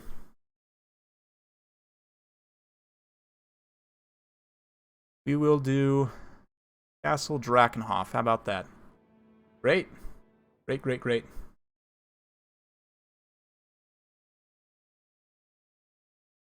Okay. Get the screen blocker back up. Not that we can really see their armies, but it is a win for El Halcon. Goes up 1-0 in the series. We have a look at the bracket here. Need to get these numbers in the appropriate place now. That one and that one here. There we go.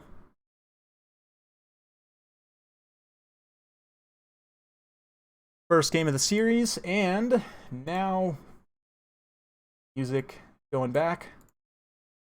More of that sweet Med 2 soundtrack. Oh yeah, these guys are now getting their stuff locked in. Looks like we're going to have Lizardmen or El Halcon, and he's going to ban Dark Elves and Skaven. Very interesting. Kind of 2 armor-piercing missile factions and potential kite factions banned there. So let's see what Gojira responds with. You could go potentially Empire, although Empire can be a bit tricky against Lizardmen in some situations. Could do Norska. We could see some Norska again. They match up okay here. Warriors of Chaos is a little bit tougher, I think, because the Dread Saurian counters basically everything you have, although you can do some things for sure. Yeah, There's some interesting matchups here. You could potentially go Coast also. Lizardman will have a hard time against Vampire Coast.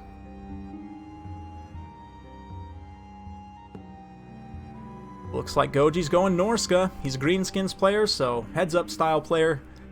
And that doesn't surprise me that he would pick into that faction for that reason. Good, good, good. Hey, Romaine. Glad you could catch the stream. Ronan here as well. You know, Mr. Andreas, I'm definitely going to try that 1212 AD mod. I'm probably going to do... for the time being, I've got... streaming. Monday is going to be historical campaign stream day, right? So for tomorrow, I'm planning on streaming some Three Kingdoms, the new Three Kingdoms DLC, and then once that's finished, it should be a campaign that should only have like 2 or 3 episodes, I think. And then once that's finished, then we'll move on to other historical titles, and I do think that 1212 mod might be the first one I go to, because I've been meaning to check it out for a while. Like, I played around with the units, but I know the campaign's been released now. I've seen some stuff on it, and it looks really nice.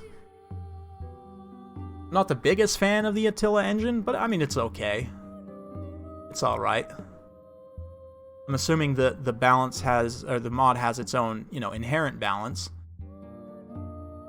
Attila vanilla balance, even still to this day, is not great. Cavalry is way overpowered. Just way, way overpowered. Hopefully they address that in that mod. But I mean, it is the Middle Ages, right? Heavy shock cavalry knights are supposed to be very strong, so it'd be good. I don't know. It's been a while, like quite a while, since I played around with any of the stuff.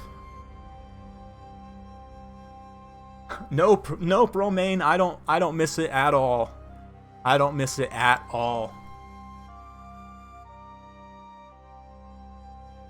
Yeah, the chariots are super key against Skaven. Well, Zachary, you do have chariots with the Skaven, actually. You have the Doom Wheel and Flayers. So if you want to practice with chariots, basically do that. And if you're using your Rat Ogres correctly as well, you should be using them kind of like cavalry. I mean, they're basically cavalry speed. So if you use them like shock units, right? Like you charge in, do some damage, pull back, you know, kind of rinse and repeat. Often, though, for the Skaven, what you're using the Rat Ogres for is to block heavy mass. And, you know, they don't have the best defensive stats. They're not really that great at it.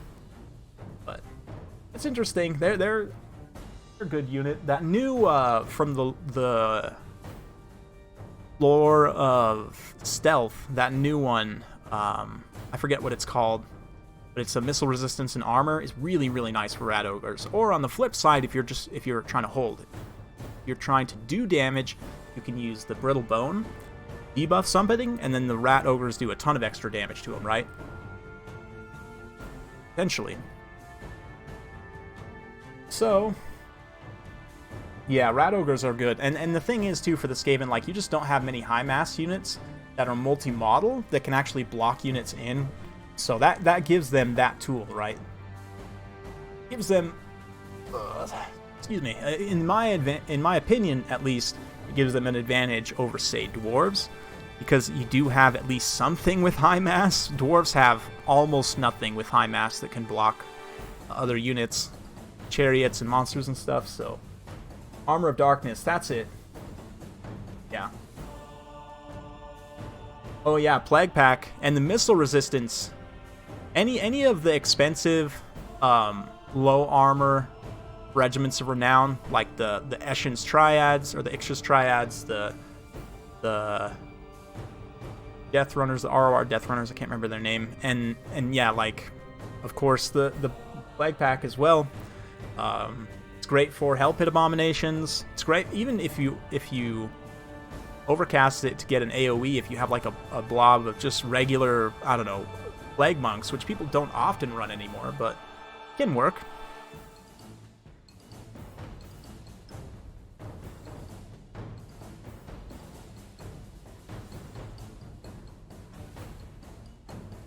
Alright, just getting distracted here. The one thing for me that Skaven lack right now is a true fast attack unit, like something in the 90 speed range. They literally have no units in that range, so it's a little bit tough. Hopefully, fingers crossed, we get a Clan Molder DLC at some point that adds the giant rats in. Because, you know, if the giant rats, even if they are only like 70 speed, if they're cheap, they're only like, you know, 350, 400 points, like hounds basically, then you can use them to chase routing units, which the Skaven, that's one thing that's really hard for them to do, is to chase routing units. Infantry is not a problem, because Skaven infantry are fast enough, you can keep up with other infantry typically, and just like chasing them off with a unit of Skaven slaves works, right? And they can do the things. Oh, I'm waiting on Gojira. Oh, here we go. It looks like they're ready. I'm just distracted. Let's switch on back over. Yes.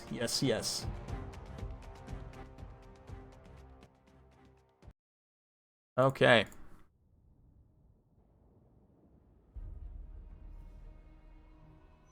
Here on Castle Drakenhof, very familiar map, classic from Game 1, decently well balanced. It does have this obstructed terrain here, which you can try and use to your advantage, but it is in between both players, so it does kind of force you to make some decisions. Likewise, you've got this forest here, so the impassable terrain plus the forest gives you kind of two different terrain features in the center.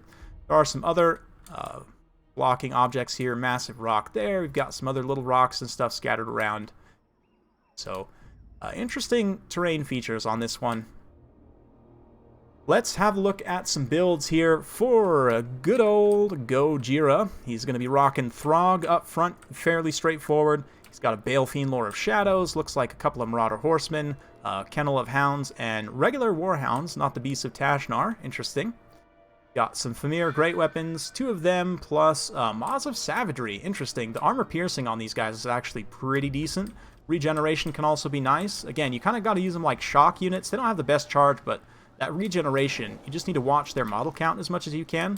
Once they've lost some HP, like quite a bit of HP, but not models, that's when you want to pull them back for regeneration. You want to try and not lose models on them if you can. But the Shadow Fiend here, Pit of Shades, interesting, plus Enfeebling Foe. Looks like El Halcon has gone reasonably wide here, not super wide, but he's got some Temple Guard and the Legion of Chakwa in the center. Pretty decent. Star Chamber Guardians and Temple Guard do hold up well against most Norscan units. Of course, they're pretty much a hard counter to Famir. That being said, they can get stepped on, just like face smashed by mammoths sometimes, which is a little bit tough. And likewise, Marauder Champions with the new buff and with some melee attack buffs going will be able to get some really good damage. But of course, Gojira did not bring any champions. We've also got a unit of Salamander Hunting Packs, very solid, direct counter to Throg. Since he doesn't have heavy armor, the flaming damage and anti-large of these guys can tear him apart. Got some Cold One Spear Riders to act as mobile anti-large support, and some Red Crests for a bit of extra melee armor piercing poison. Going to be having Manticore summons plus Wissen's Wild Form. That'll give extra armor and weapon damage to any of these units, which, I mean, a lot of them are quite heavy already, but Temple Guard, for the cost, actually don't have that great of armor. 85 armor is heavy, but that's barely heavy. I would barely consider that heavy. Most units in this class are somewhere, 100 plus, like Blackguard, Chosen with Halberds, Phoenix Guard, they're all much higher in terms of armor. Even Storm Vermin have 100 armor, I think. But yeah, these guys are going to be pushing forward now. Both players trying to take a commanding position.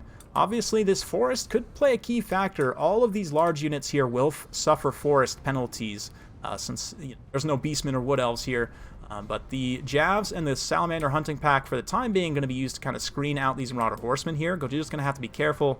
One volley from these Salamanders will do a ton of damage to those Marauder Horsemen. But Oop, Warhounds coming in. Looks like they might get a free charge on those Skinks. Keep in mind, Warhounds do count as infantry size, right? So they're not going to suffer those forest penalties, but looks like the Saurus Old Blood, discount Krokgar. is going to be getting a bit isolated. Gojira doesn't respond quite quickly enough to be able to get, like, if he had been able to get Throg in here and get a Frostbite on the Saurus Old Blood, then push forward, isolate the rest of these troops here, and it looks like he is going to try and do just that, but again, Throg's Frostbite would have been pretty key in that situation. The Salamanders were able to get some shots in. Looks like they were actually going after the Hounds there, but then, yeah, the Marauder Horsemen able to get in some Javelin throws. They're not going to do too much damage, it looks like, at that max range, but they might get a few hits in on those Cold One Spear Riders. Ice Wolves coming in. Ice Wolves will do okay against Red Crest. They don't have the best leadership, but there's not really too many mobile skirmish units for them to hunt down, so that's a bit tough. That being said, mainline infantry fight is going to be getting underway, and we should see some nice AoE magic start to go off. Looks like Feebling Foe going to be cast on Old Blood here on his Carnosaur, going toe-to-toe with Throg in the pocket, both of them being in the forest, so all things are equal at the end of the day. Probably just going to wet noodle each other, but here come the Maws of Savagery to support. They're going to charge straight into the Legion of Chakwa as well, so both sides having good tools. Yeah, these Famir exactly need to go charge into these Cold One Spear Riders, help shore up this flank. The Hounds are coming back, so he could get them in there. Halcon, though, doing a great job, and, ooh, man, just shredding those Marauders there. This Hunting Pack, though, definitely needs to come over here and help shoot Throg and these Maws of Savagery. Both of these units are weak to fire, and they're both win condition type units here, right? I mean, granted, the Temple Guard will do reasonably good against them, but a really nice Pit of Shades here. I don't know if it was overcast, but I actually am not that big of a fan of Pit of Shades. I think most other Vortex spells are better now.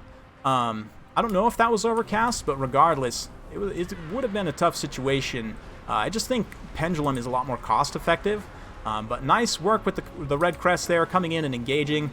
The Maws of Savagery kind of charge in there as well. I do think that's a bit of a mistake. They don't want to get too isolated. They need to kind of hang around and support Throg here, but it looks like the Famir are getting worn down in this pocket. This other Famir has just kind of been hanging around trying to clean up this flank and getting shot by those Salamanders. I mean, granted, that is preventing the Salamanders from really contributing anything meaningful, but these Famir really need that stopping power to come after some of these higher value units in this center pocket. I mean, granted, you don't necessarily want to fight directly on top of those halberds for too long, so I definitely see what he's going for there, but oh, this is going to potentially be some friendly fire here, quite literally. Yeah, that actually did a lot of damage to those Cold One Spear Riders. El Halcon's got to be really careful firing in here, because he could do a lot of friendly damage. These Famir are going to punch hard, too. That anti-large bonus, of course. Great armor piercing. We'll be able to punch those Cold One Riders, so we'll see. Throg somehow got separated from the pack, and suddenly he is in a huge amount of trouble. I say somehow. A bunch of stuff got routed off here, just couldn't sustain. Even the Maws of Savagery, they just still have quite a bit of healing cap space left, but they just took way too much damage there from those Temple Guard. He had a really good initial engagement on that Saurus Old Blood, but the thing about the Old Blood, of course, he's immune to psychology. He doesn't have regeneration, but he's more mobile than Throg. He can get away. You know, kind of pick and choose his engagements a little bit better, and I'm not sure what the story was here, but I don't think this skink actually beat the Famir, sad boy Famir himself, did he? I don't know, I wasn't paying attention. One of you guys can probably tell me what's going on in the background, but yeah, Temple Guard are the bane of Norska. That's why I think, yeah, Pit of Shades, I mean, I get that, but I've had a lot better value from, especially because Temple Guard only have 85 armor. Pendulum actually hits them pretty hard, even non-overcast Pendulum. So for me, it's a lot more magic efficient to just spam Pendulums. And likewise, I mean, Throg's good here, don't get me wrong. The anti-large AP, the regeneration, all that jazz is good. Yep, he's going to get caught here. That's pretty much over. But I like Wolfric for the Lord debuff. You're going to always expect the the Lizardmen to have some kind of powerful Lord. Like, all of their Lords are good, so you want that debuff from Hunter of Champions. And then the Boat gives you a second AoE spell that you can use on Temple Guards, right? So, like, my strat typically is to go Shadow Fiend with Enfeebling Foe and Penumbral Pendulum. And then I take Wolfric probably on a Mammoth, honestly. And yeah, of course, get his goodies as well. Hey, what's up, Hydro Franz? Welcome, welcome. Oh, man. Yep, this is it for Norska. Throg getting beat down here. He might actually get finished off by the Old Blood. Nope, not quite. Oh, come on, puppy. Come on, puppy. Oh, look at that. Oh, nope. That's... Yeah, Pendulum is good in most matchups. It's just a great spell, super cost effective, but good showing from Gojira there. I like El Halcon's build a lot. He definitely has all the tools that he needs. The Cold One Spear Riders are an interesting pick, because if they charge and they get good support, they'll trade well against the Famir.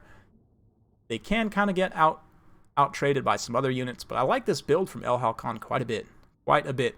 On Gojira's side, like I said, I like the core of this. Oh, those are actually champions. That's pretty decent. The champions will fight well against most units here. I might actually trade them out for the Great Weapon champions now that they're a little bit better. And again, Wolfric has that melee attack buff also, right? So, yeah. Yeah, I've used them a bit since then, Thomas, and I have to say I'm liking them a lot more now. I mean, they're a little bit slow for my taste. I still think they could be a bit faster. And it would be nice to give them loose formation as well, in my opinion, like the Huntsmen have. I think that would be a bit better. But other than that, I think they're a lot better off for having that fire while moving, certainly. Yes. Yeah. Labadamir, or Labadamir, I'm not sure. If you go back, actually, and watch, like on my channel, there's a few replays, and actually, earlier on in the tournament, we saw some good play by them. I believe one of them was the Eyes of the Desert, or it might have just been Labad. Okay, there we go. Yeah, last match. That's right. So just one match back.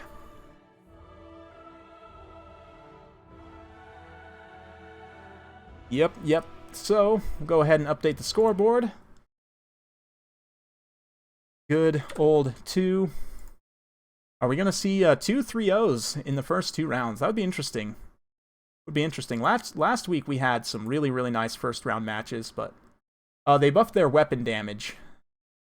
They have like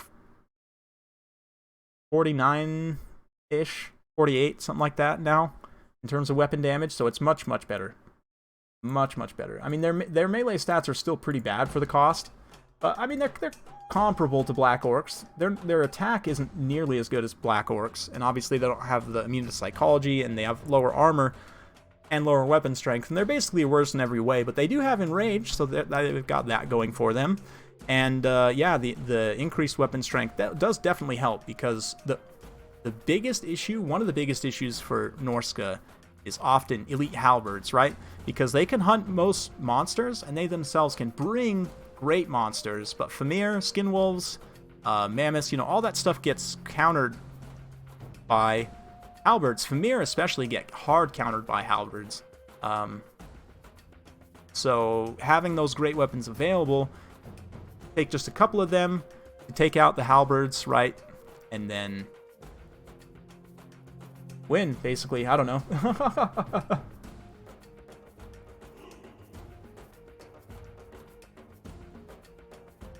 Yeah, Labad, the thing about the missile damage now is it's actually pretty legit, especially shooting at single targets, like even like infantry characters or characters on horses. If they're not moving and you get a full volley in, it does a hilarious amount of damage.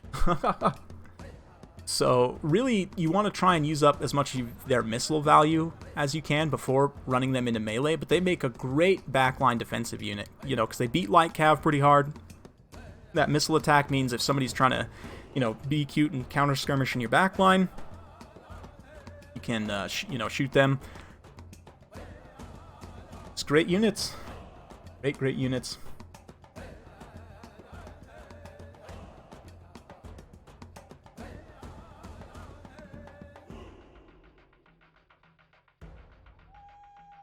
Oh, of course, Labatt. In between matches, this is the time for me to chat up with you guys. Sometimes I don't always keep up with the chat, obviously, while the games are going. Let's go ahead and pop back over to the bracket, remind ourselves of what's going on today. For those of you just joining, Falcon took a 3-0 against Random Nix, get to final. And Gojira is currently down 0-2 to El Halcon. So we'll see what these players pull out. Are going to slug it out one more time. The map is going to be this one here. Let's do... Yep, let's do that one. Cool, cool.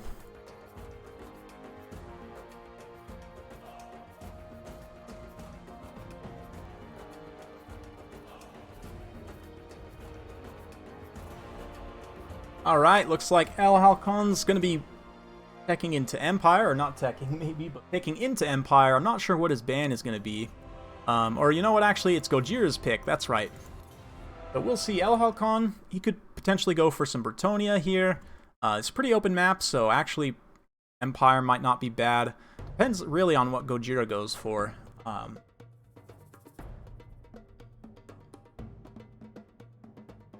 Nice. Welcome, Labad. Welcome. Yeah, Turn's a great dude.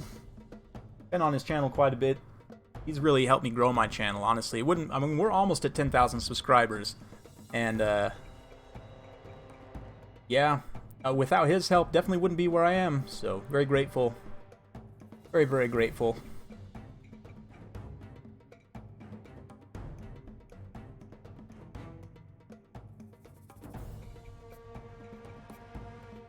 Alright, alright. 136 watching, at least from my end right now.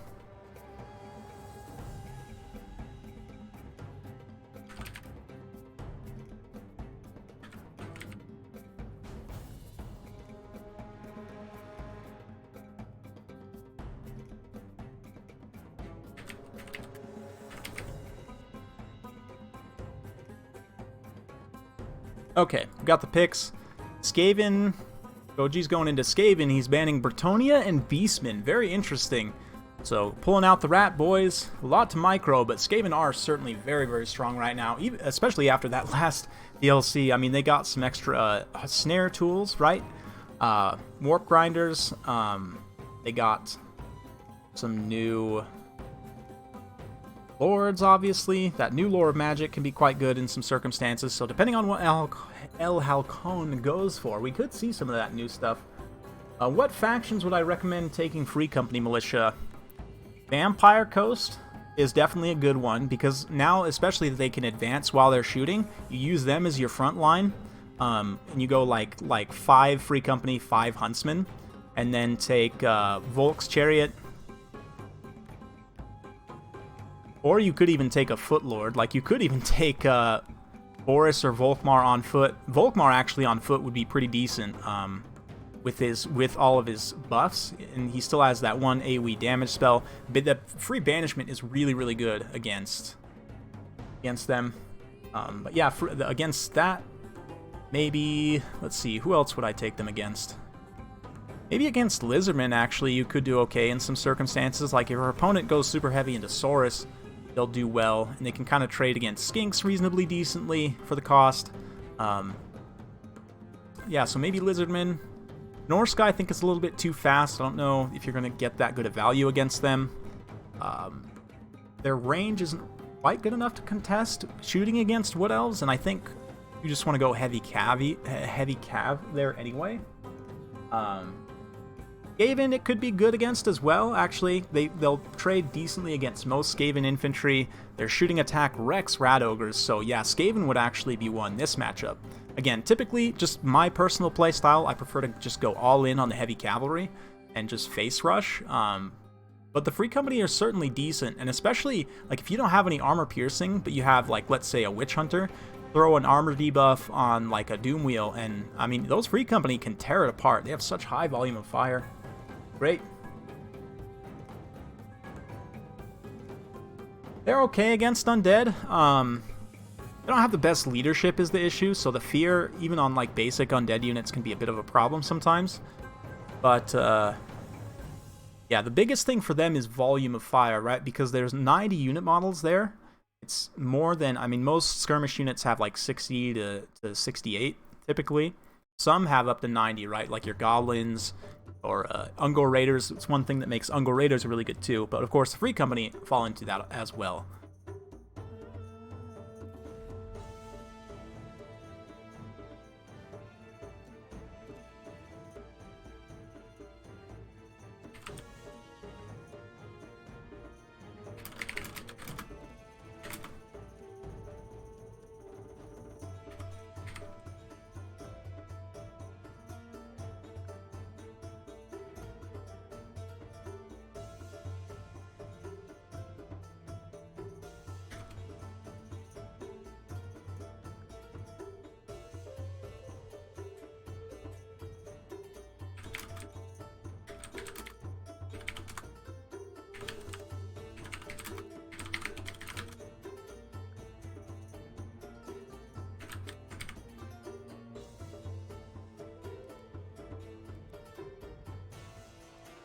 Okay, so yeah, it looks like a bit of a clerical error there. There's actually...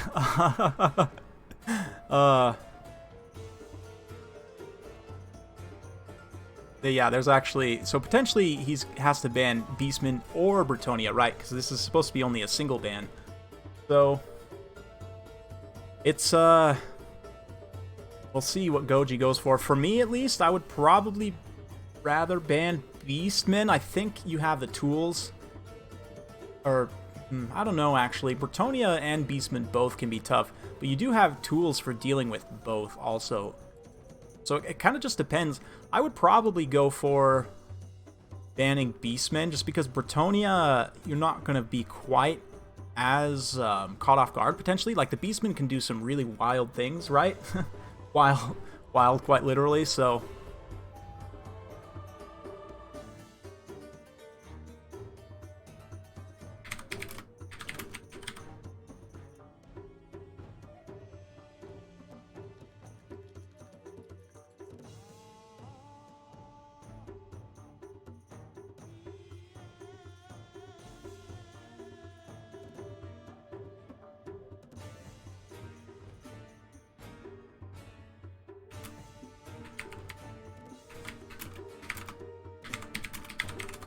I don't know, Gojira's not really responding at this point, so I don't know if he's like AFK or what's really happening with that, or if he's just taking 10 years to respond like he usually does. I guess I could always just like pop into that voice chat and yell at him.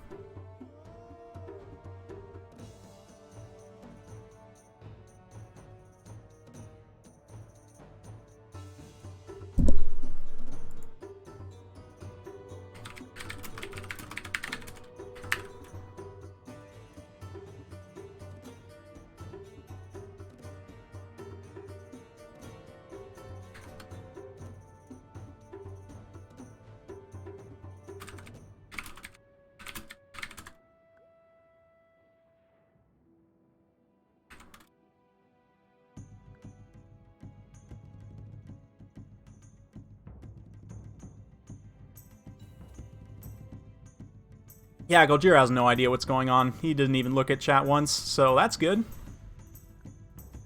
That's actually really good. I am in Mountain Time Zone, Salt Lake City.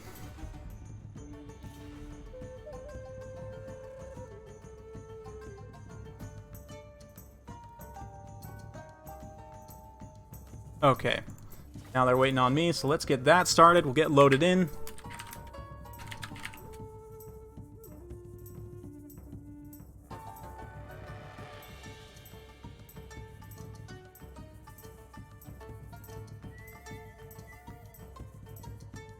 Okay. Sorry, just getting some stuff sorted out. And here we are for Game 3 between Gojira and El Halcon. Yep, Mountain Time Zone is the third time zone, so if you're going east to west, right, like how the sun goes, you start on Eastern Time Zone, then you have Central, and then Mountain, and then West Coast, so I'm on the third time zone in on it. Maybe he has to log back into AOL? Oh, man.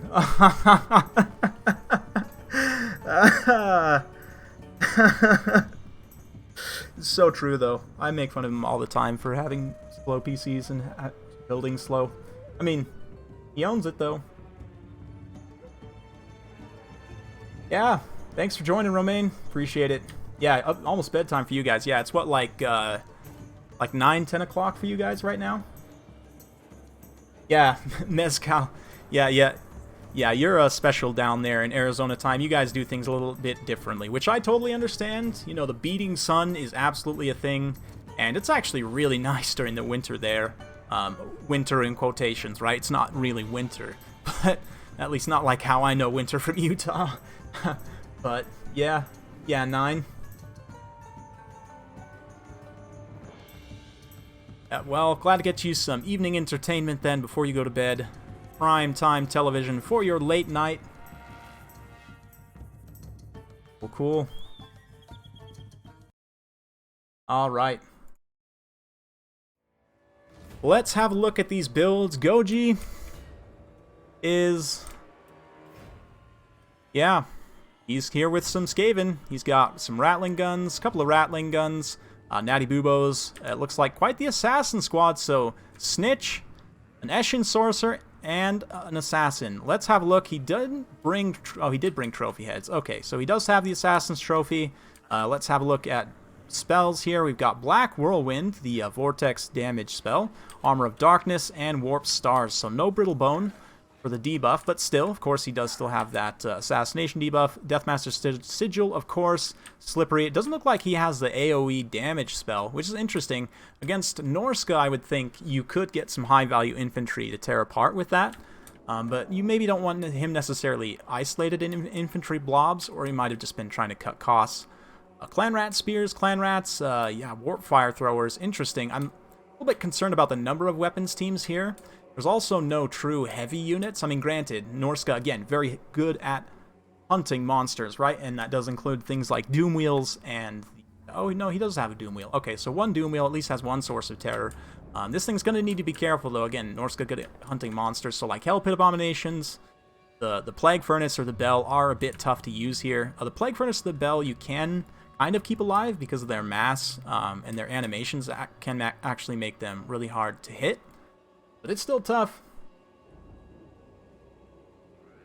If you're interested, Romain, I can post a link somewhere. Yeah, to some communities. There are definitely a lot of awesome communities if you want to play Cold War Warhammer multiplayer. You just got to download Discord, and there's some Discord servers for that. On the start here, looks like these Ushabti, the Miststalkers, actually, unfortunately, aren't stalked right now. They did get visibility popped on them, which is not the best. Looks like they're going to dodge some of those shots, though. So we'll see what Goji switches onto here with these sharpshooters, or if he's just going to let them walk forward like this. But I really like El Halcon's approach here. You see how he's gone super wide, going to get a nice full envelopment.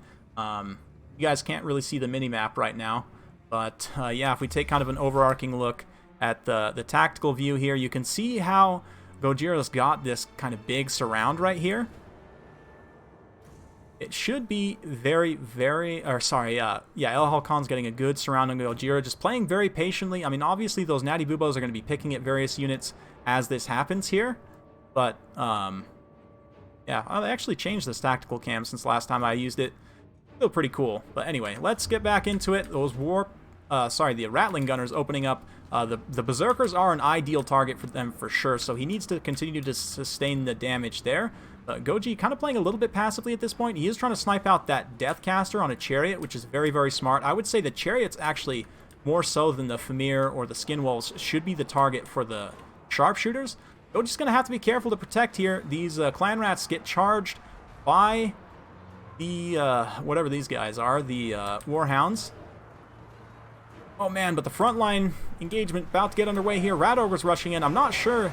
They are a little bit unsupported here. It doesn't look like the infantry actually got an engagement. They are going to get some friendly fire, no doubt, from those. But Warp Fire Throwers throwing in some fire. Who would have thought? And the Doom Wheel as well, providing a really nice tear route. So a good break in the center there kind of provides him a little bit of breathing room. But Wolfric on the Chariot's going to be a bit of a problem. These Rattling Guns getting compromised, and likewise the Natty Boobo Sharpshooters. They're actually using their ammo on those Warhounds, which is a bit tough, but great work with the Warp Fire Throwers here. Of course, those unarmored Skinwolves, little armor and weak to fire, that Warp Fire Thrower will absolutely wreck them. So very nicely done there. However, it did cost him some Rat Ogres. I don't know if he's going to be able to continue to protect these weapons teams. This Assassination Squad needs to kind of start handling in melee a little bit. They can go in these melee blobs and do some fighting. But the Terror is now coming in for Norsk on the far side. Looks like we're going to have a nice Vortex spell here. Try and pull that Doom Wheel away. It is getting engaged by some Skinwolves, which is not the best. But that Vortex, the disruption's pretty good there. I don't know if the damage is necessarily worth it for the Winds of Magic. But, yeah, Norska's definitely pushing through. Like I said, these weapon teams are going to be tough to protect against all this stuff. And that is the case with how things have gone down so far, but Goji's still getting some good engagements on some various places. The Miststalkers right here, this is a huge problem, though. And the Marauder Chariots as well. Yeah, Yeah, going missiles against Norska is tough because they're so fast and they're so offensively oriented. Similar to Beastmen, it can be really tough to protect more stationary missile units. Weapons teams, you know, something like one Giselle is pretty good here. But at the same time, I think, yeah, I just don't think the Rattling guns, they look nice and they were able to get some good damage in, but I think just the Giselle plus the Warp Fire Thrower is about all you could take. Taking more than 2 weapons teams can be really tough to protect against an offensive faction like Norska, so a bit tough. But well played, El Halcon. Very nice build. Textbook, basically, how I would probably play this. Yeah, Snitch is fun. Snitch is neat, but Skrulk is absolutely more competitive here. Because you can use that Liber Bubonicus to go after whatever Norscan Lord. It's not super efficient to use it on Throg, but Throg is also a bit vulnerable in this matchup. You can use it on Famir as well if you need to. Ooh, looks like we're going to get a nice, juicy one here. And this Marauder Chieftain on the Chariot actually getting hit pretty hard by Snitch. Might actually get finished off. And because of the disruption of the Vortex, there aren't any infantry kind of helping out, right? So he was able to pull out of there, though. And these Council Guard continuing to fight. Of course, they'll give some physical resistance. But, oh, and he gets terrified. The aspect of Dread Knight. Oh, man, that's such a troll. That is such a troll. He was literally about to finish off that Marauder Chieftain. Oh, man. Oh, man. Yeah, El Halcon just taking it to it. He is on a mission today, so we should have a great final. I'm excited. I'm excited for this final. Yeah. Yes.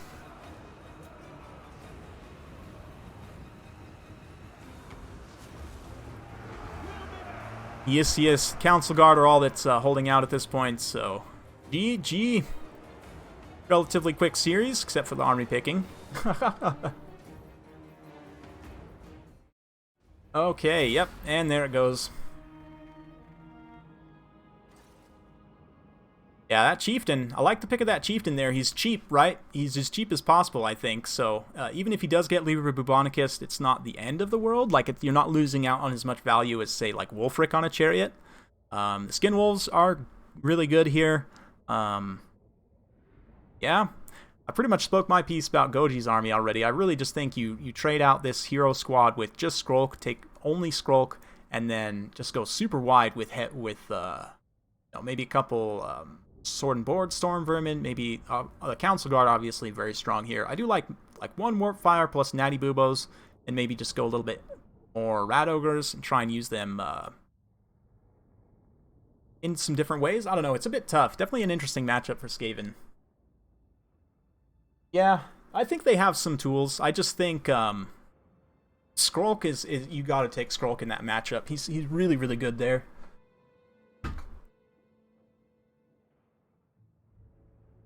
He's really good there. And the thing about, like, you might be scared of getting killed by some, like, gooning from Wolfric. But if he's going to be on a Chariot, or if you're going to see a Chieftain on Chariot like that, then, yeah, I don't know. Like, he's not... He'll hit them, but he can't really stay in combat against Skrulk. Or, yeah, just him, rather. Yeah.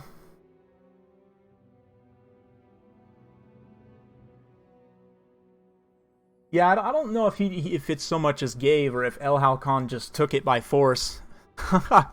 So the double XMT final, we switch back on over to the bracket here, get the audio track queued back up, and here we go, ready for the final. El Halcon prevails 3-0 against Gojira. Gonna move him on to the next round, and now we've got a best of 5 between these two players, clanmates. They play together pretty frequently, I think, and both very, very strong, so see what they can bring to the table. Go ahead and reset the scorecard as well, get that fixed up here.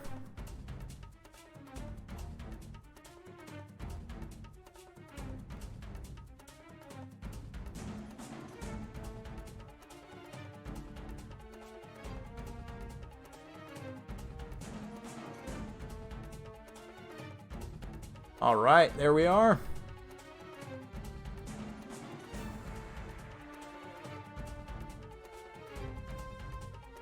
Okay. Yeah, it was a good showing, Gojira. I did question some things, but yeah, it was, like I said, on that last game, it was going to be tough to protect all those weapons teams. And Norska games, like, are over quick. You either win or you die fast when you're playing as Norska. So, let me get the maps locked in for these guys. We're going to go to the Northern Chaos Waste.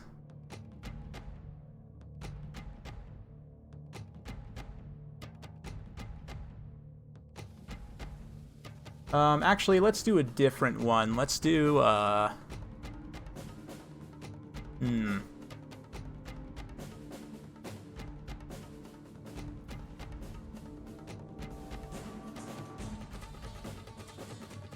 Hey, hey! You guys are getting their picks locked in.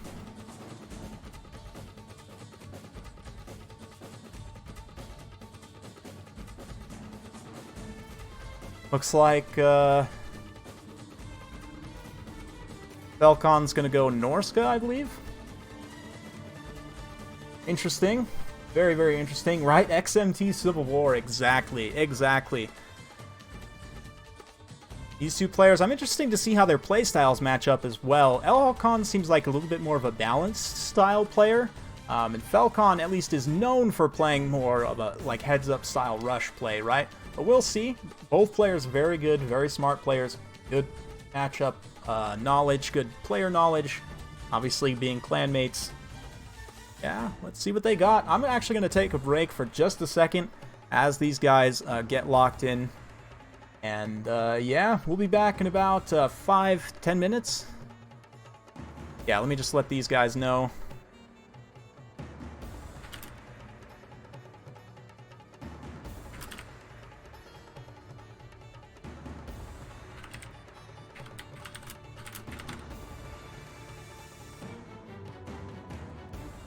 Okay. Yeah, so much Norska today, right? And people think that Norska's a bad faction. They are a little bit limited in their Lord selection. They are obviously the most limited in their Lord selection. But...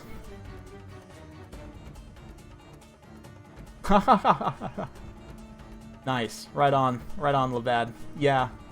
Yeah, Norska's good, though. They're very good, and they have some really good matchups, like... Some of the top-tier factions are directly countered by Norska, so even though Norska themselves have quite a few tough matchups, if you play them right, they trade well into most factions, I think. But anyway, I'll be back. Give me just a second, guys. Go ahead and put this back, and we'll do that, and I'll be right back.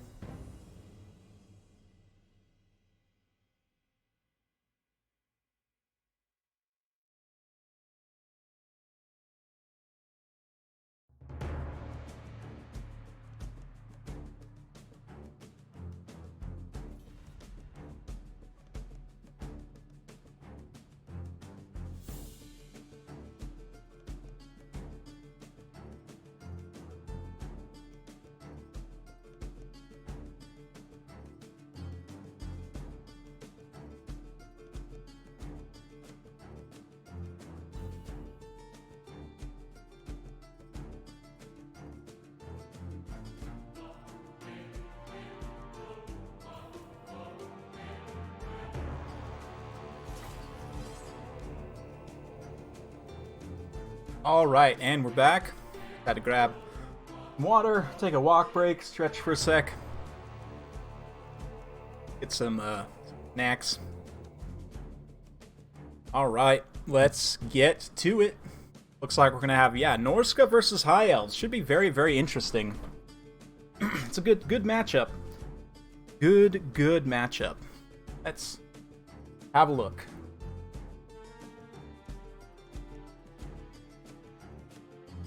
Man, the bloat drones are so cool. I love the Nurgle aesthetic in 40k. Like, I don't know if I'm going to love Nurgle in Game 3. Like, out of the Chaos factions, they'll probably be number 3 for me. Like, they're alright, but they're not my favorite. But on 40k, on the other hand, that technology that's been plagued, for me, that looks a lot cooler. Like, I just love that aesthetic. So, like, if I were to play 40k, I think if I were to do a Chaos army, I mean, definitely I'm going to get Thousand Suns first, because I'm a Tzeentch guy. But then my second Chaos army would definitely be the Plague Marines. What are they called? Forget name of the faction. Anyway, let's have a look at these builds here. And we'll switch on over to this screen, in fact. What I meant to do.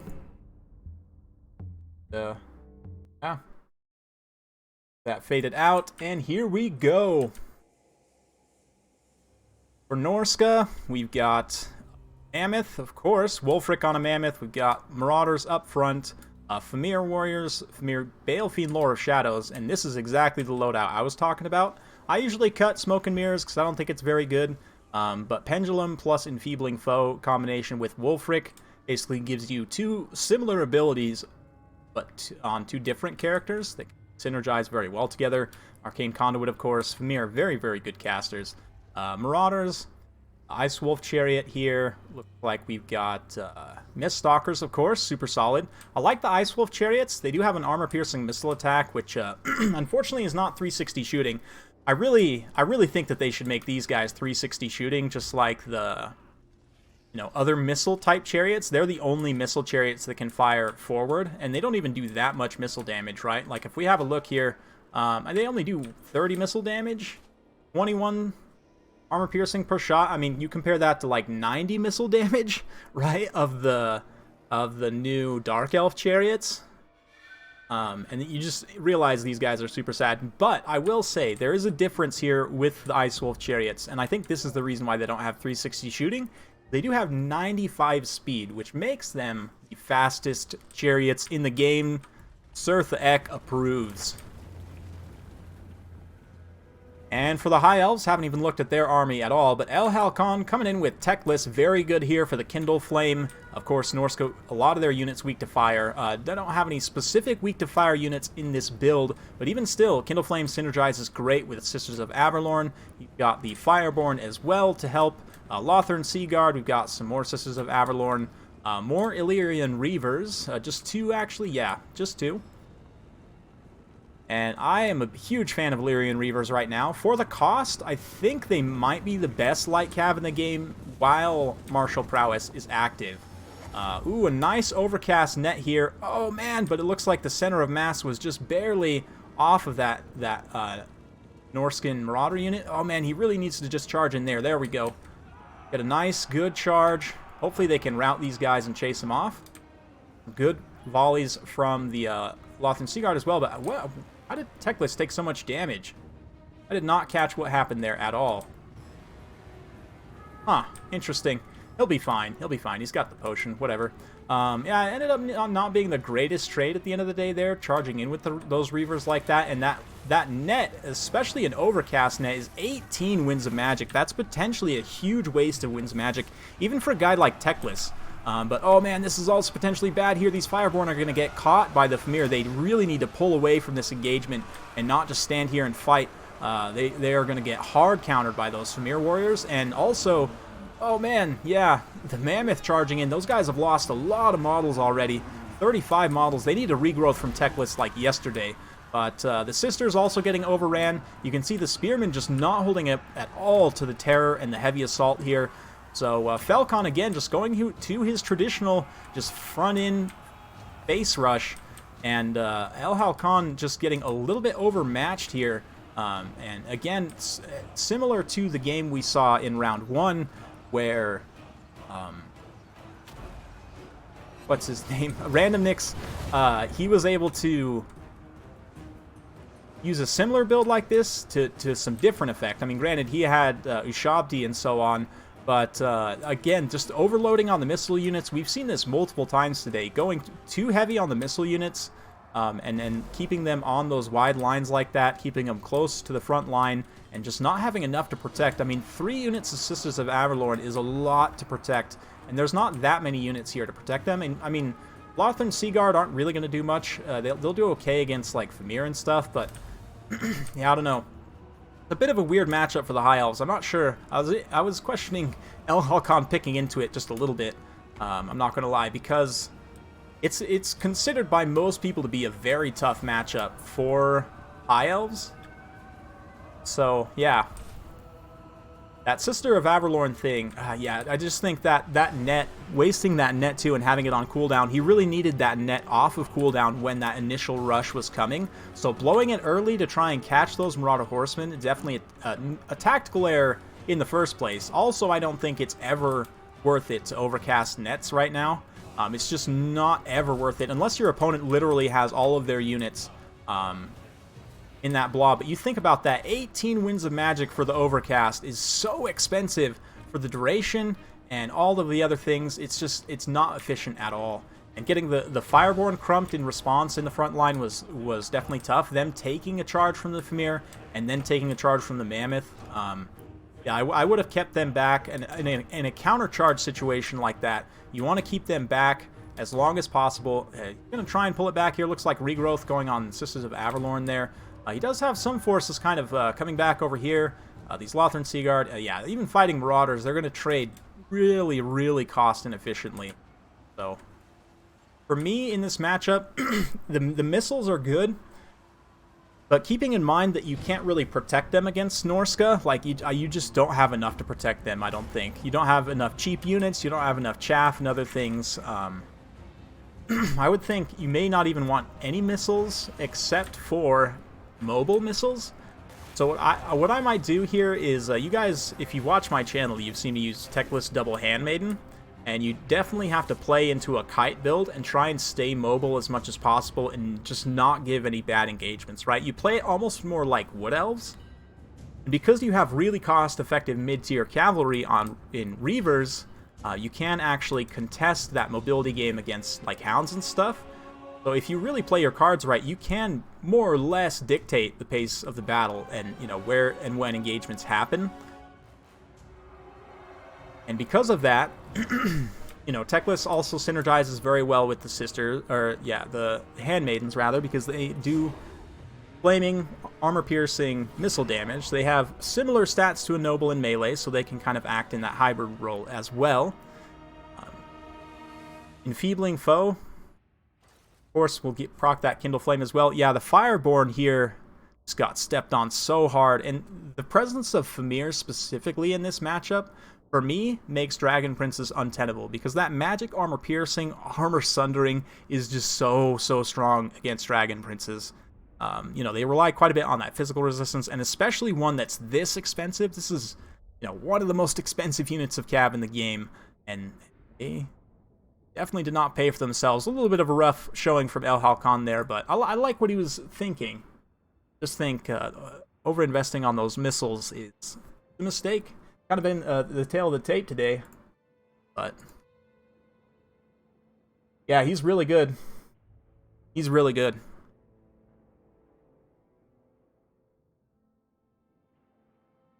Yeah. Well, I would say better at some things, Arrow. They're not as good at chasing routing units. That's one thing the Ice Wolves are they're probably the best unit in the game. Granted, they're a little bit expensive for that, but 650, especially chasing off a high value unit because of that Frostbite and the multi-models, they can chase any unit off, right? Like the Chariots are going to struggle because they can't really get into contact. They're just like continuously moving, right? They don't really get a charge. But outside of that situation, I would 100% agree with you. The fact that the chariots, one of the big things too is chariots, you know, they push, and that if you're using them right, they like charge through infantry lines and are always moving more or less. So you can apply that frostbite debuff just army-wide basically consistently if you gain a mobility advantage. Very, very strong. So let's go ahead and get to the next map. We're going to go for this over here, and let's get locked in on the...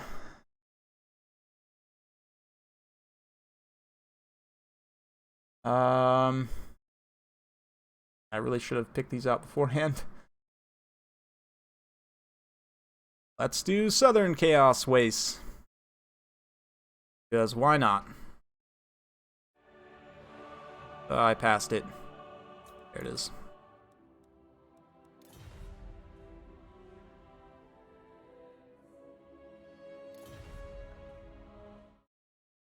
Okay.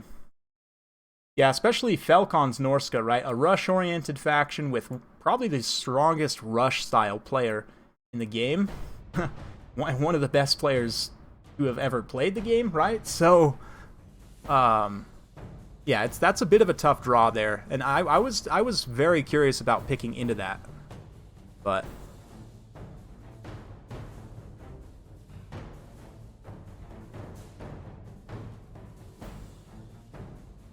yeah, if Falcon picked Norska,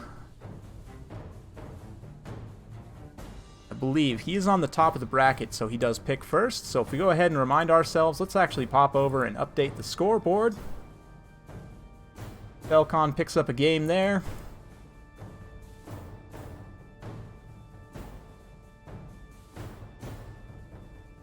So let's see what El Halcon's got in his back pocket. Looks like Falcon's going to go for Wood Elves. And yeah, El Halcon actually going for Lizardmen. Yeah, Lizardmen going to ban Dark Elves and Greenskins. So Falcon then going for Wood Elves. I'm interested to see how this goes. Wood Elves match up kind of strangely against Lizardmen. Like, it's actually a really interesting matchup in my opinion, because the Elves can go more rush-oriented. Sorry, that music is kind of loud. My apologies. There we go. They can go more rush-oriented, right? Like, it's an interesting trade. If you trade the Sword Dancers into Saurus, because the Saurus, they have good defensive stats, but they don't have the greatest attack. Granted, Sword Dancers, if they're in their attack form, basically, if they're not using their defense stance, then they have pretty low defense and health. So the Saurus high weapon strength plus low melee attack plus high health, like they're two units that match up very interestingly specifically. And yeah, so because of that, like depending on who gets magic support, who gets a good engagement, the other thing too is the War Dancers are a lot faster than Saurus, so they can kind of dictate. But again, they're much squishier to missile fire as well, so they're vulnerable to skinks. And it's interesting. There's a ton of rock, paper, scissors in this matchup. Durthu can be very good here, but obviously he can get taken down by some of the more elite dinos from Lizardmen. And likewise, the elite dinos for the Lizardmen get torn apart by Way Watchers, so you kind of end up... This is what I'm talking about in this game, having so many variables that it's really hard to define like a true meta in most matchups.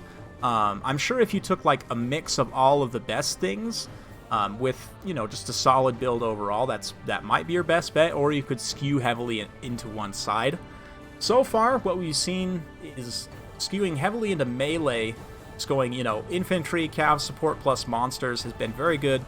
You do want some missile units. I prefer to use mostly missile cav in most matchups, just because there are some exceptions, obviously, but they generally can stay mobile and not get... If you're microing them correctly, they can use up all of their ammunition just about every time. I mean, it kind of depends on what your opponent's doing as well. There's plenty of counterplay there. But it's... Yeah, you get kind of these cyclical matchups. I mean, some matchups are certainly a lot more linear, I would say. Ice Chariots, I'm actually not even paying attention to chat. Ice Chariots are 900. Yeah, somebody had that already.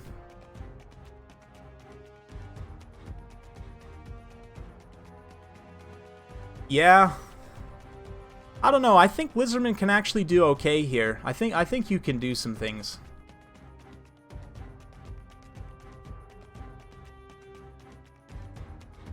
I do think there you have some options. It's interesting.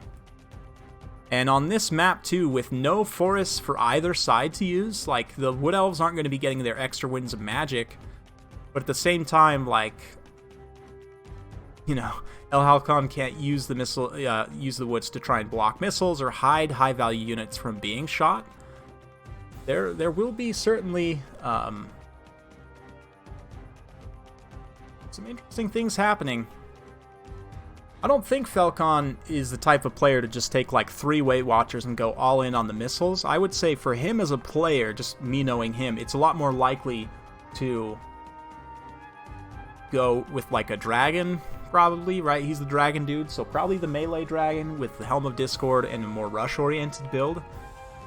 But he could obviously surprise us, and that's the thing too, is if you're well known for playing a certain style, if you can play other styles well enough to surprise someone, then you can pull off some really good wins that way. So looks like these guys are ready.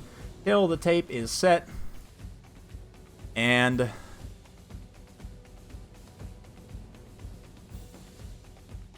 yeah, just loading in now. Game 2 of Qualifier number 2. The final of this qualifier. Let's get to it. And I really need to fix my sound settings for that music player. Anyway. Yes, yes.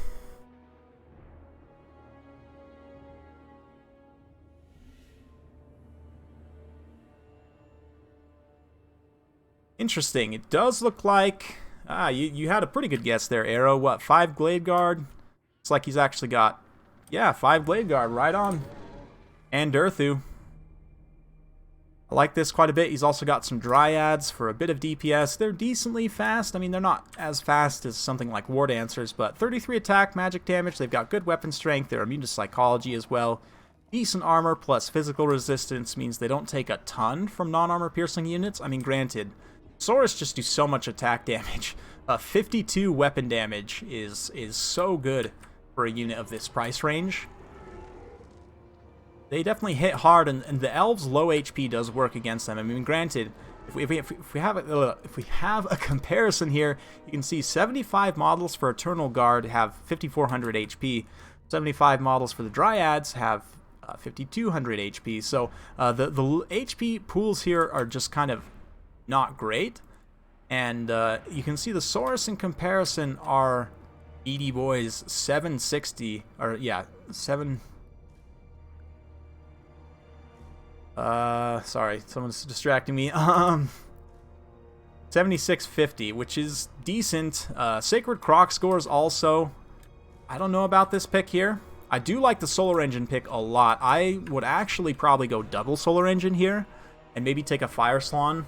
Just try and shoot back at the Wood Elves. I mean, against 5 Glade Guard, I don't know if that's going to work very efficiently, but with 2 Solar Engines, you can pressure 5 Glade Guard very effectively, and if you're playing forward and have just like 1 or 2 units to help, like a couple unit of Javelin Skinks or something to help guard the Bastillodons, you can play pretty far forward with the rest of your forces, and especially with Lore of Fire, you can get so many procs of Kindle Flame. With some Salamanders and some Solar Engines, you can have a really nice kind of counter skirmish build. Of course, Durthu himself also weak to fire, so in the late game, you have the tools to deal with that. But I've been messing around with some Lizardman builds more going in that direction. I've had some success. I mean, granted, I haven't played Falcon playing this really strong Wood Elves build.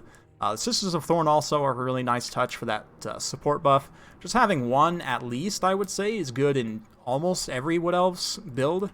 Just having these extra support abilities. Of course, you have to remember to use them.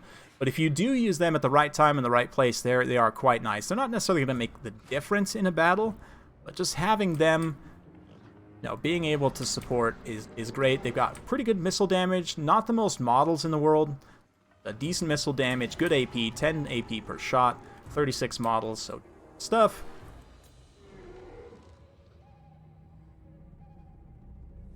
Yeah.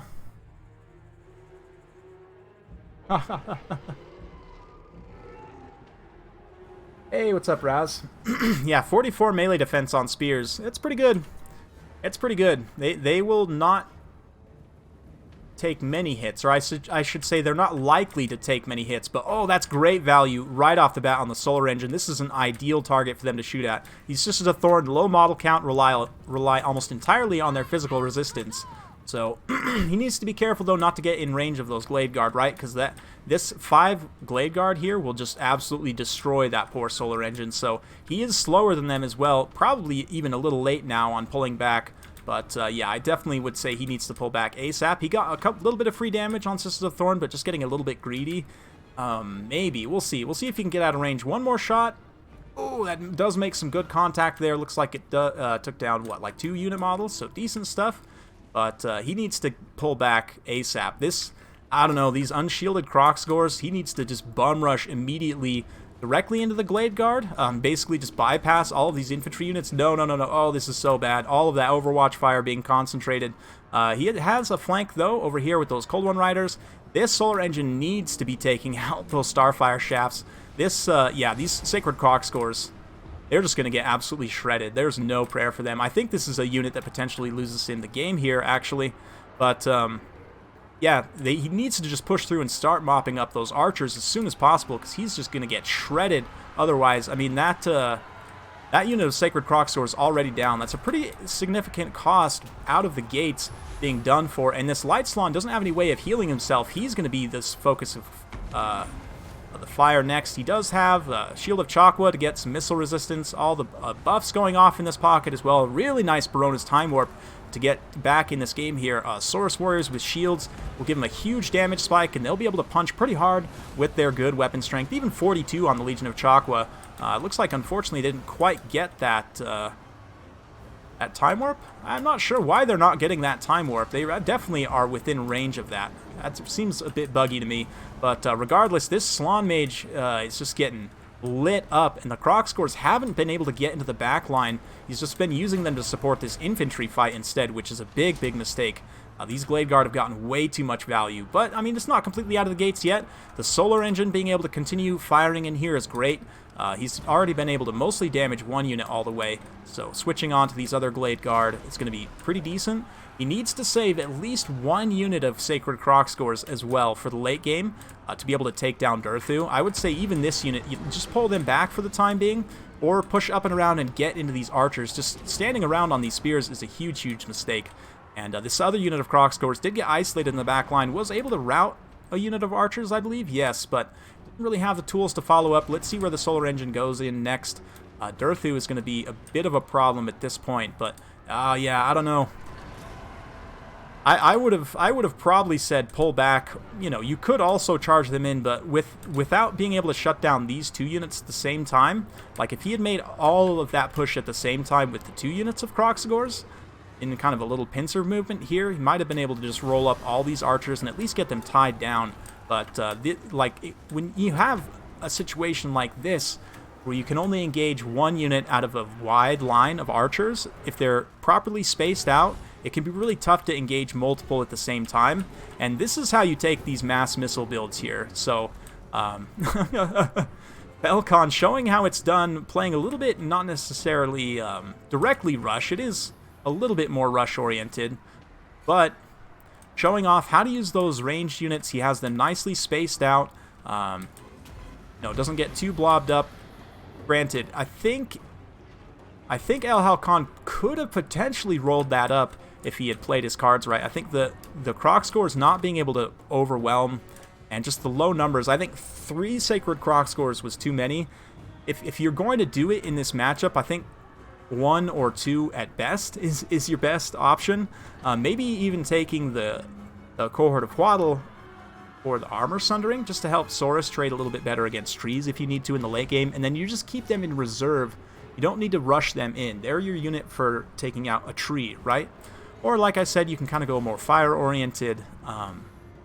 But if he had just pushed through with those Crocsgores and gotten a good kind of engagement in the back, it might have been okay, but Falcon was able to protect very well, microed with his spears very well, and a good focus fire kind of focus individual units, and that's definitely how you want to use those missile units. A lot of the time in previous games, we've seen people using missile units in almost a more passive way, or you know, where they're not getting that overwatch and focus. But it's really with using missile units effectively, like targeting priority and focus fire are super important. Super important. 9 Saurus, that could be pretty good. That actually could be pretty good. I don't know, like, I think this build was close. I don't know, the Light Salon as well, for me, is a little bit of a questionable pick. Like, unless you just have more, like, Skinks and stuff. Skinks with that Barona's Time Warp, if you can get just a huge, you know, envelopment, basically, yeah, they'll do well. They'll do well enough. So, yeah, I don't know.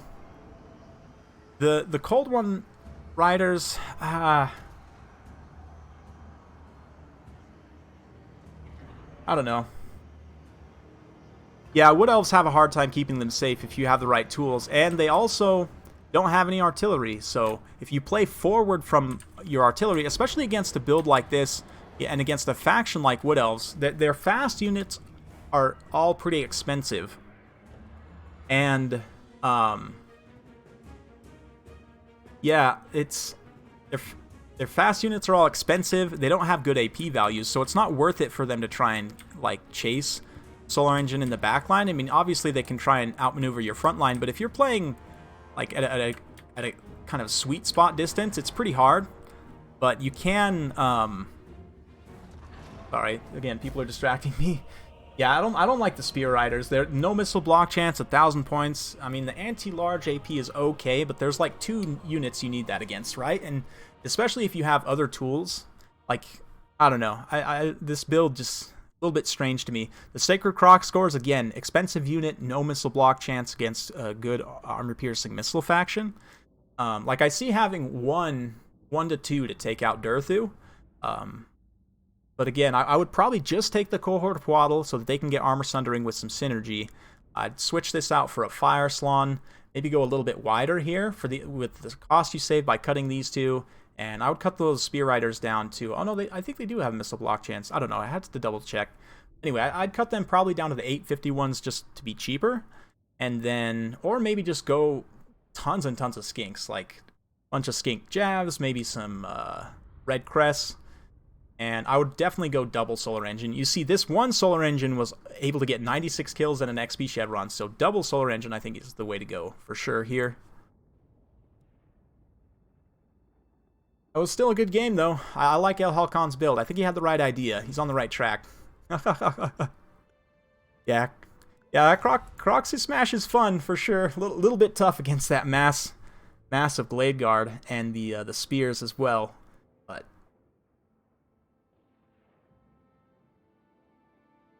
yeah, so far Falcon seems to be handling this matchup pretty well. Might just get all 3 O's today.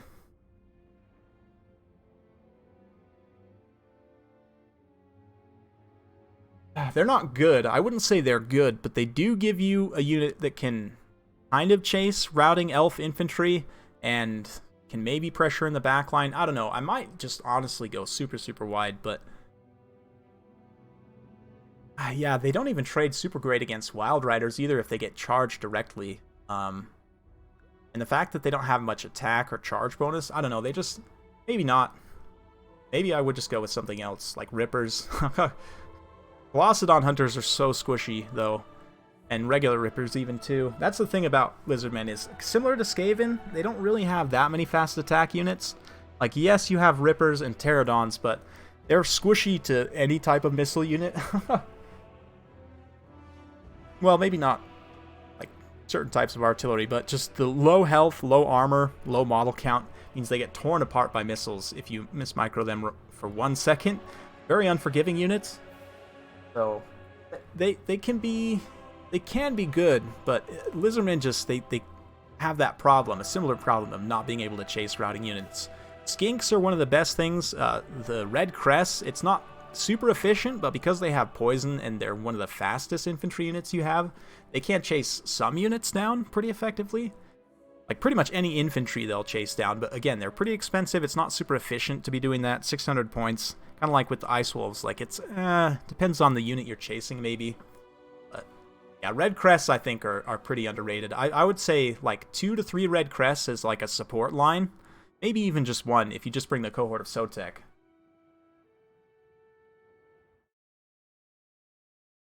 Yeah, the...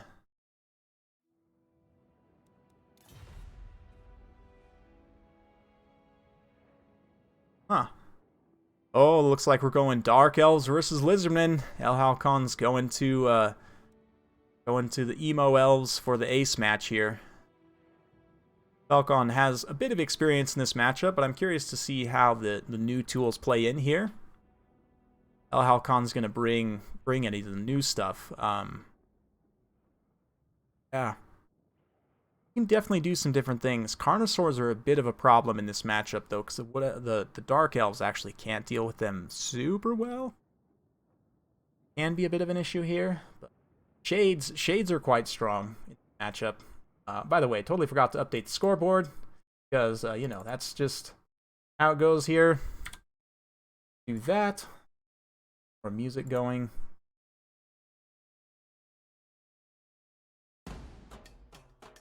Oh yeah, the Lizardman theme song, and get another map locked in here. Here.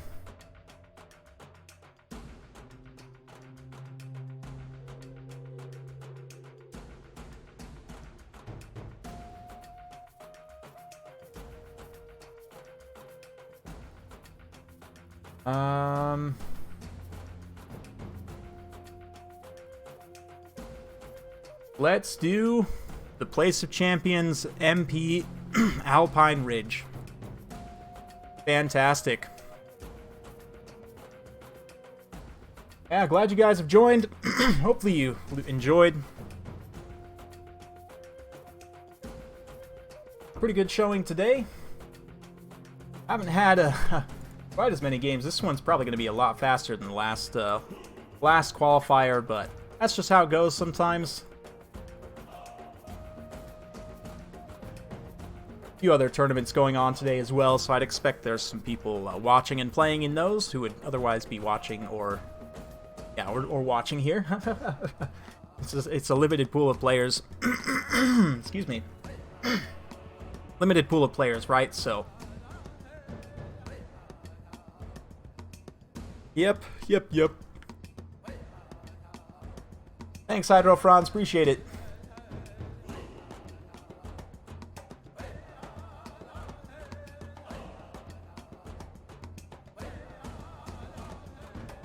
Yes and no. See, the thing is, you outrange the archers with your solar engines, right? So and the archers are also like prime targets for the solar engine. So what that means is, with your 2 solar engines, you got to be focusing. You got to be focusing the archers, and then you use your salamanders to support the frontline engagement, because they are also very good against light infantry, which, hey, what elves have? And like dryads also. How about that extra fire damage, huh? So. Yes. Yep. Yeah, you kind of gotta like pick and choose your engagements a little bit. And again, if you're thinking about the win conditions, like I gotta protect my salamanders. What do I need to protect them from? Archers. Okay, I'll use my solar engine to go after the archers, and then salamanders can support in other areas until that is done. Then come in, and also salamanders are they're great for protecting flanks, right? They outtrade most missile cav very efficiently. They're fast enough and have enough armor that they're not super vulnerable to like light stuff in general, like light cav of any kind, pretty much, or you know, like bats and stuff.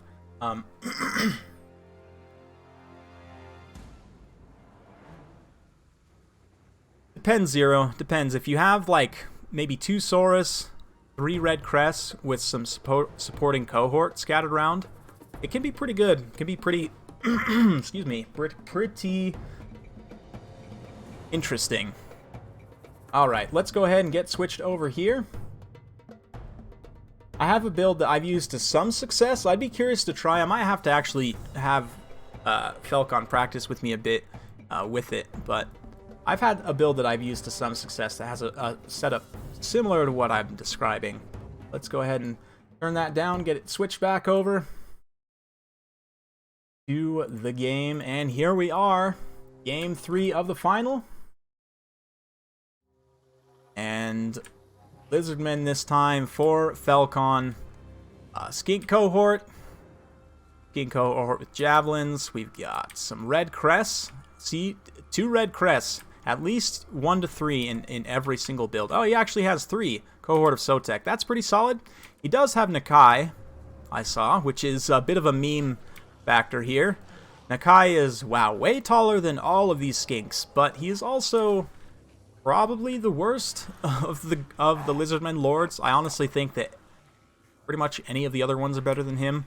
A little bit sad, but it's really just because he's still too expensive. I mean, they decreased his cost, but honestly, he should be like 100 points cheaper than Throg base cost. But anyway, Skink Priest Lore of Heavens here. He's got Harmonic Convergence and Wind Blast. Cold One Riders watching the back, and Chameleon Skinks. As for the Dark Elves, looks like we've got 2 units of Witch Elves, some Red Spears, 2 Blackguard. Who's that on foot there? Is that Marathi on foot? Interesting. And he also has a Bloodrack Shrine. No Master and no... Oh, what are they called? The Death Hag. If you take both of them, you can get a really nasty melee debuff blob. I think it would have been even potentially better here. But this is still going to be pretty decent little debuff blob here, stacking Marathi with the Scream Tank. We've got the Witch Elves here, who can come in and provide that Enrage and DPS. The Scream Tank can provide a little bit of ranged counterfire, go after some single entity models. And this little scouting force deployed up on the hill, led by the Canine Assassin here. We've got some Repeater Crossbows, and the Slaanesha's Harvesters pretty much seems to be a auto pick in most people's builds. And don't get me wrong, they are very, very strong. I don't know that I'm that big of a fan of them. But you can see Falcon here. Oh man, don't take that jab fire to the face. That is very inefficient. Those skink jabs, very cheap and can pay for themselves in a hurry. They're basically like the Levy Freeman of this game, except, oh yeah, I don't know if I'd be wasting ammo on them either. I mean, he does need to be applying some kind of attacking rule, right? And doesn't really want to contest the hill game here too much, so that is going to force him to kind of waste some of his ammunition and potentially take some Overwatch fire as well, as Falcon keeping very tight here with these jabs. They've got 80 range, so the range differential of 115 here on, or not the differential rather, but the range on the Dark Riders being 115. The differential here is just enough that the Skinks can actually effectively screen out Dark Rider crossbows. In my opinion, this is a hot take here, right, guys. I don't think everyone agrees with this, but I'm pretty sure that Dark Riders are the worst missile cav in the game right now. I think. I'm pretty sure. That being said, the Chariots are potentially a good pick here. They can kind of get stepped on by some of the mobile units, and all these Cold One Riders for 850, they would do very well against a Chariot, Scourge Runner Chariot build. This Canine Assassin, though, oh man, taking some fire straight to the face from those Chameleon Skinks. Pretty cost effective for those Skink bros, but these Slaanesha's Harvesters kind of looking for an engagement here. They are taking some fire also, which is not the best. But they'll do okay. They still have only dropped a couple models. They can get that Soul Stealer to try and regenerate some of that. They've wasted a little bit of ammo here. Some of the jabs have been wasted, but oh man, these Repeater Crossbows are way outside of position at this point. Cut off from the rest of the army just about. Oh man, more jabs coming in.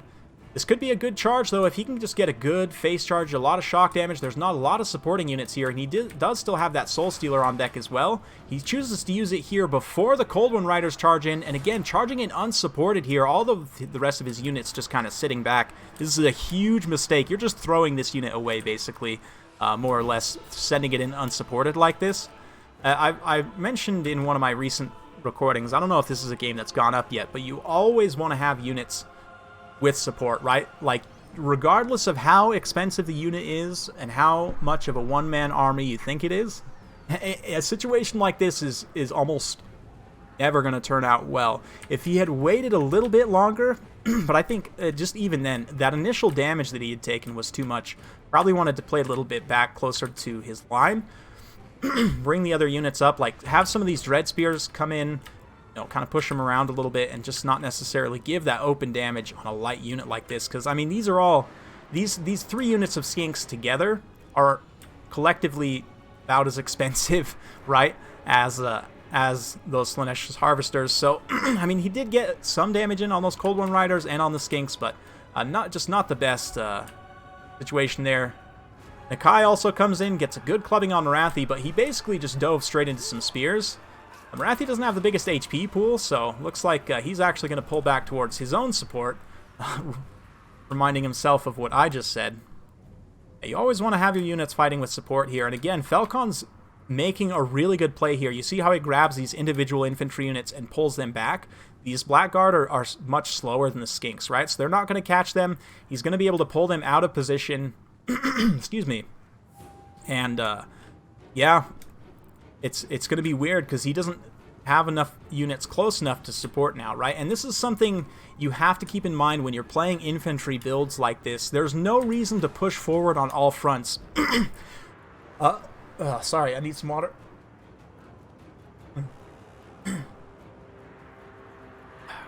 It's so dry here. Oh, man. Anyway. Yeah. When you're playing tight infantry builds like this is a mistake that new players and even experienced players make in a lot of cases. You feel like you need to engage everything, otherwise you're not getting value from it, right?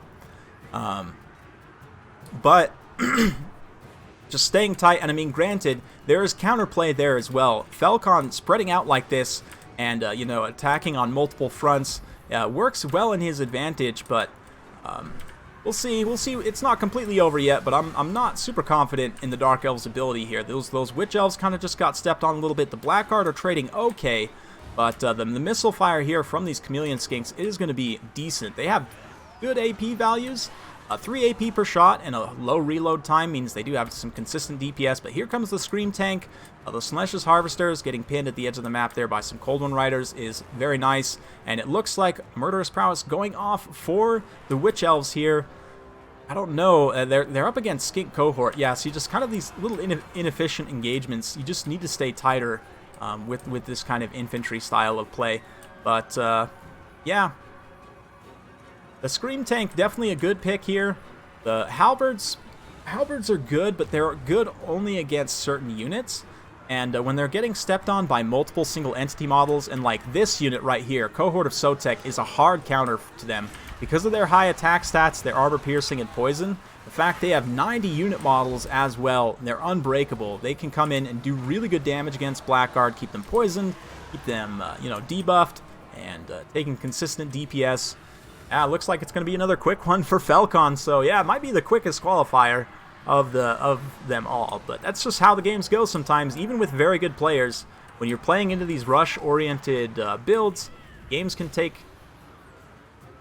very little time. Yeah, Falcon just sweeping. That's a pretty juicy Soul Stealer right there, but see, like, he needed to keep a lot of his stuff in reserve, right? Like, if you think about resources, you keep your resources in reserve and don't commit them in a way. Yeah, it's just kind of the defeat in detail, right? And it is a bit of an issue for Elf factions, which Halcon played 2 Elf factions in this final, right? The problem is if you play. Yeah, they just, the low HP makes them pretty unforgiving, and if you get spread out because they don't have many unit models, their units are all relatively expensive, and they don't trade super efficiently one-on-one most of the time. It's just, you run into some weird situations like this. Wrathy, oh man, Nakai winning the day. Oh yeah, there we go.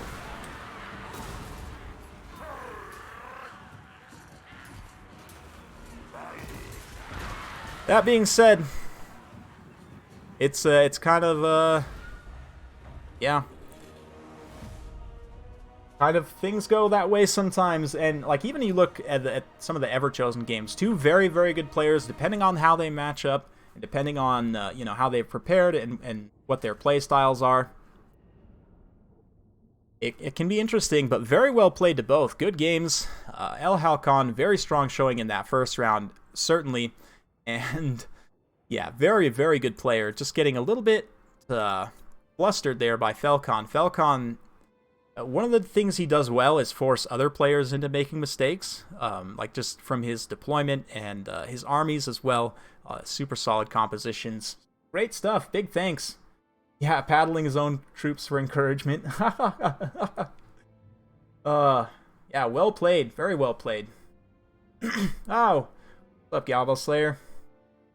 Yeah, I'd expected last time I think we went for like 5 hours. And I mean, granted, I was doing giveaways as well, so it took a little bit longer because we were taking breaks right in between the matches.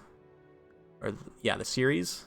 But that's just how it goes. All 3-0s. All 3-0 sweeps. Falcon just coming through hard.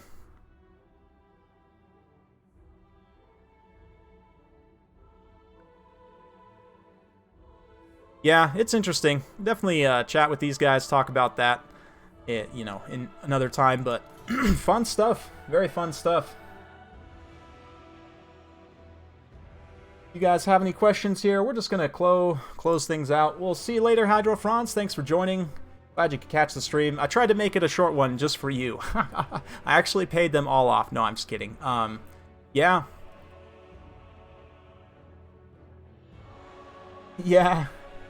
Yeah, my throat's feeling a little bit rough. I honestly should warm my voice up better before I do these things, and I wouldn't have as many issues, but that's just kind of how it goes. Grab some tea, and maybe some ginger, honey. Yeah, that sounds good. I've paid. GG's. GG's.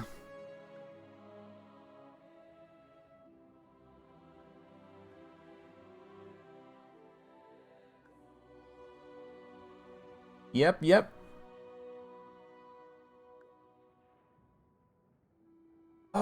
And suddenly it says there's only 3 watching now, so I'm gonna head out. YouTube seems to be doing some very strange things at the moment. I'm not really sure, but thank you all once again for joining. Sure to tune in tomorrow if you want to catch some Three Kingdoms campaign. And, of course, we'll also be doing a multiplayer video as well. Can't leave you guys without one of those for the day. So stay tuned for that. Thanks again, and we'll see you next time.